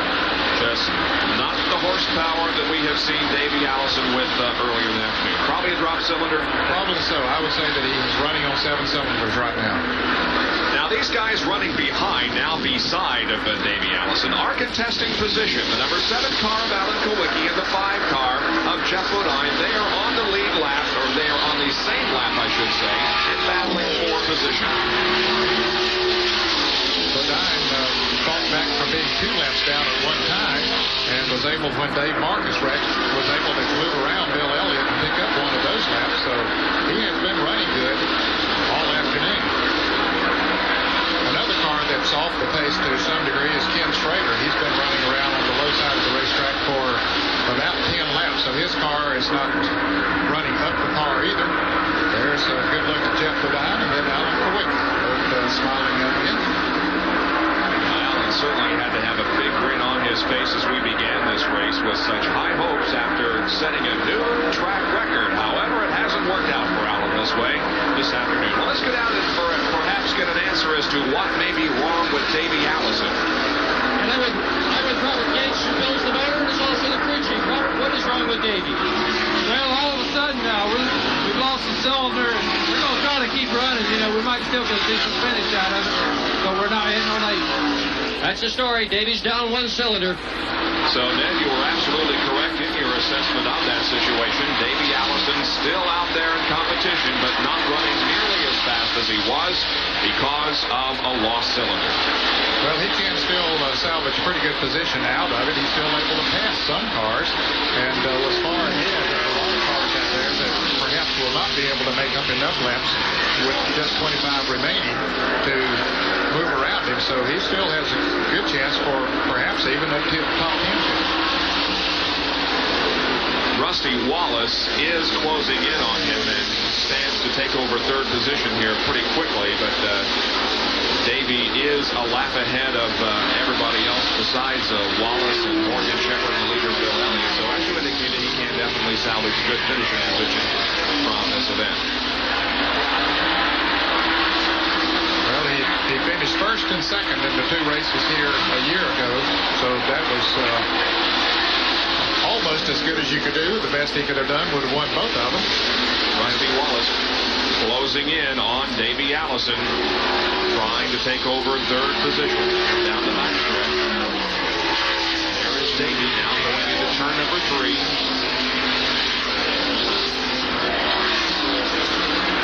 And Rusty Wallace coming out of corner number 4. The interval is definitely closing in. Rusty Wallace is going to be able to take over third position here in just a lap or 2. He has only lost about 3/4 of a second over the speed that he was running earlier. He's running about 26.9. He was running about 26.2, 26.3 when he was running full speed. Now is Bill Elliott still in command of this race. He drops a little bit low, got a little bit squirrely there in corner number 4, but there's no problem. Meanwhile, look how quickly he is closing in on Rusty Wallace and Davey Allison. Now, Rusty, there you can see, has taken third position away from Davey Allison, but now both of these guys stand to go a lap down. And quickly, Bill Elliott disposes of Davey Allison, and now threatens also to put a lap on Rusty Wallace. If he does, that will only mean 2 cars on the lead lap besides Elliott. The only other one is going to be Morgan Shepherd. Well, I'll tell you, Elliott has really, the last 250, 300 miles, has really gotten around this racetrack. The car is just working beautiful for him, and he's really good. So Bill Elliott closing in on position number 3, running away at the moment with the Budweiser 500 with only 29 laps to go. We hope you're enjoying the live coverage of the Budweiser 500 from Dover Downs International Speedway. Being brought to you by Budweiser, Beechwood Age, for that clean, crisp taste. This Bud's for you. By Quaker State Motor Oil, the big Q stands for quality. Always has, always will. And by the heartbeat of America, today's Chevrolet. 15 laps to go, less than 15 laps to go, and Bill Elliott is in the lead. He has still not gotten around Rusty Wallace, so Rusty technically is still on the same lap. However, Bill is closing in on Rusty once again. Here they come off the 4th corner. The Stroh Light car of Mark Martin is right ahead of Rusty Wallace. I would say that he's not quite as concerned at putting the lap on Rusty now as he would have been earlier in the race, Bob, because he has proven that he has the best car right now, and he doesn't want to take any unnecessary chances. No, he has this race in hand at the moment, unless something goes terribly wrong here in the last 14 laps or so. Now, Jeff Bodine in car number 5, Alan Kulwicki in car number 7 continue to battle for position. Despite the fact that Elliott is pretty much running away from this, there is still good competition out there on the racetrack, and Alan Kulwicki and Jeff Bodine are battling side by side. And Kulwicki made a good move down on the inside and was able to take that position away. This is the battle for 6th spot. Kulwicki in the Xerox Ford and Jeff Bodine of the Levi Garrett Chevrolet.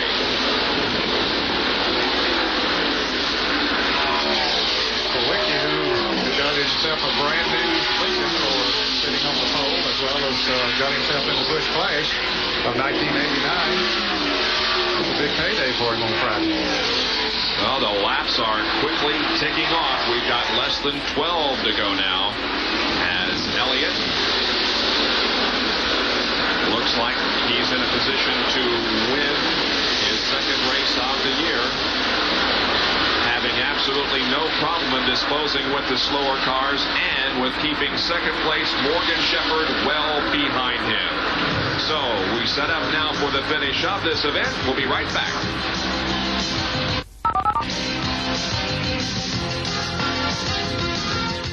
8 laps to go. Bill Elliott that far from the checkered flag and his second win of the 1988 season. He is well ahead of Morgan Shepherd in the Skull Bandit car number 33. Morgan has had a great race in the substitute role for Harry Gant. Third is Rusty Wallace, and then a lap down.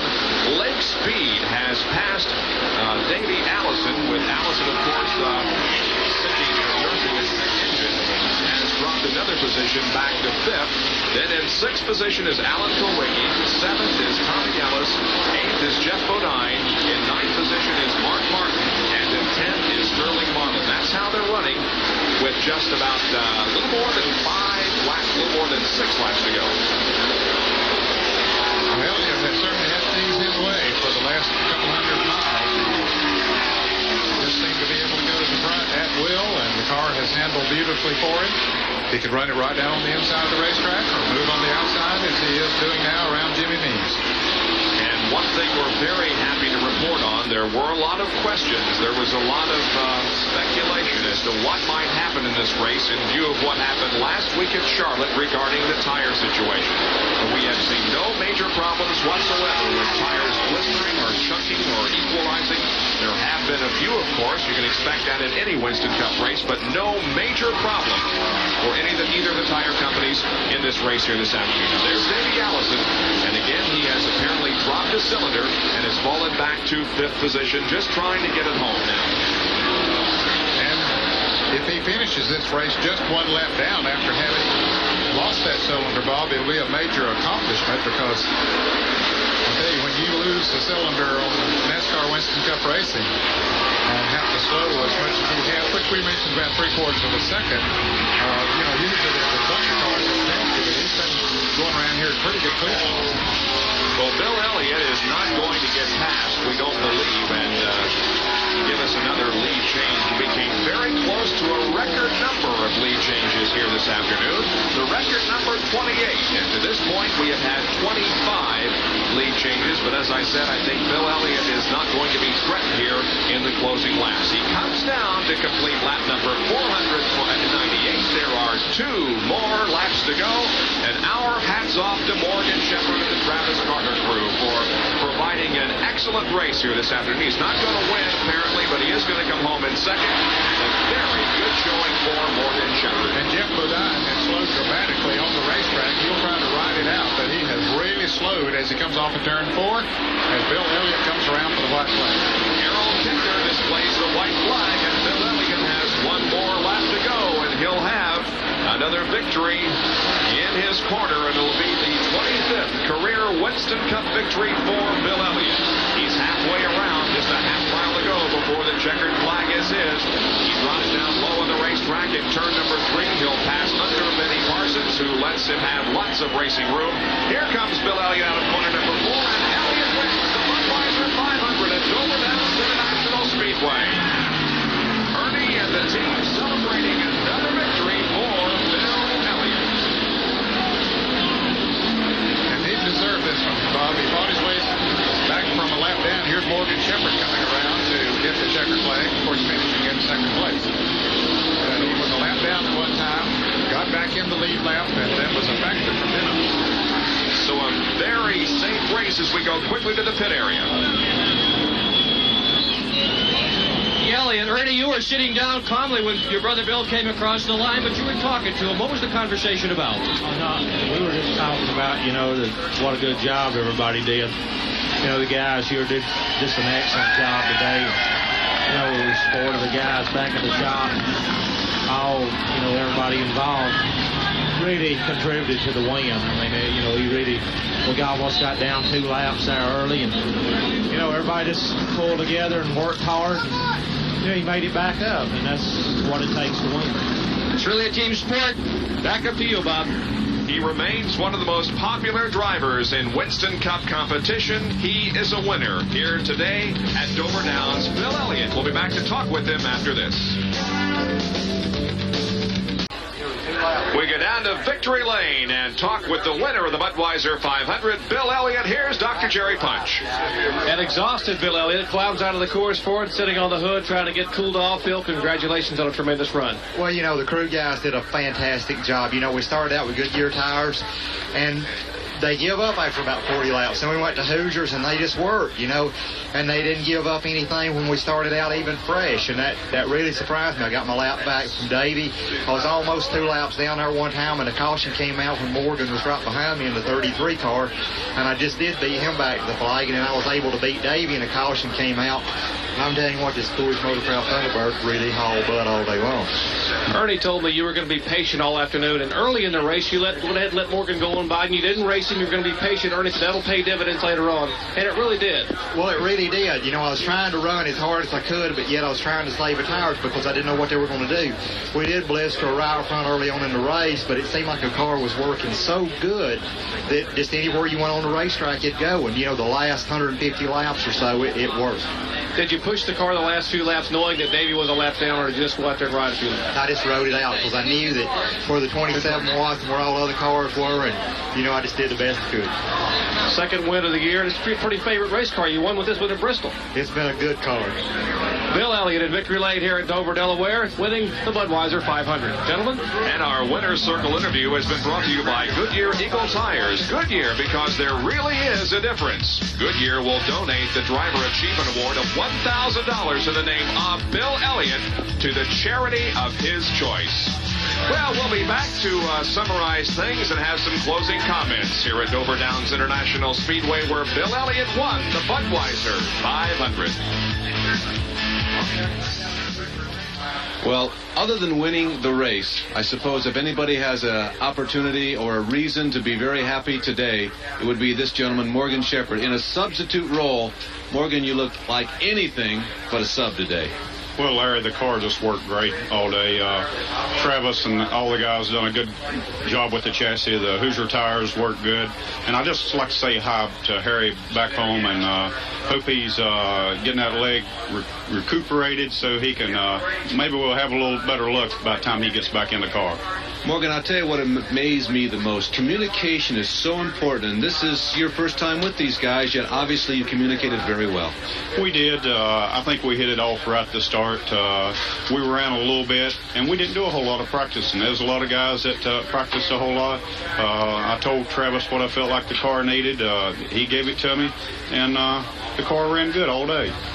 Also, the race ended just in time for Morgan. They finished on maybe 6.5 cylinders. Well, our congratulations to Morgan Shepherd. Here are the top 5 finishers of the Budweiser 500, just concluded here on ESPN. Bill Elliott, the winner. Morgan Shepherd finished second. Rusty Wallace was third. Lake Speed finished in 4th position, and Davey Allison, who also lost a cylinder late in the event, dropped to 5th position. Ned?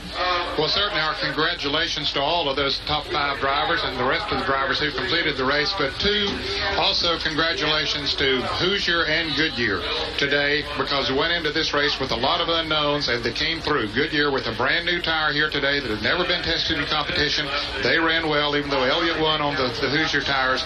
I think both tire companies are to be commended for coming back from a disaster last week at Charlotte.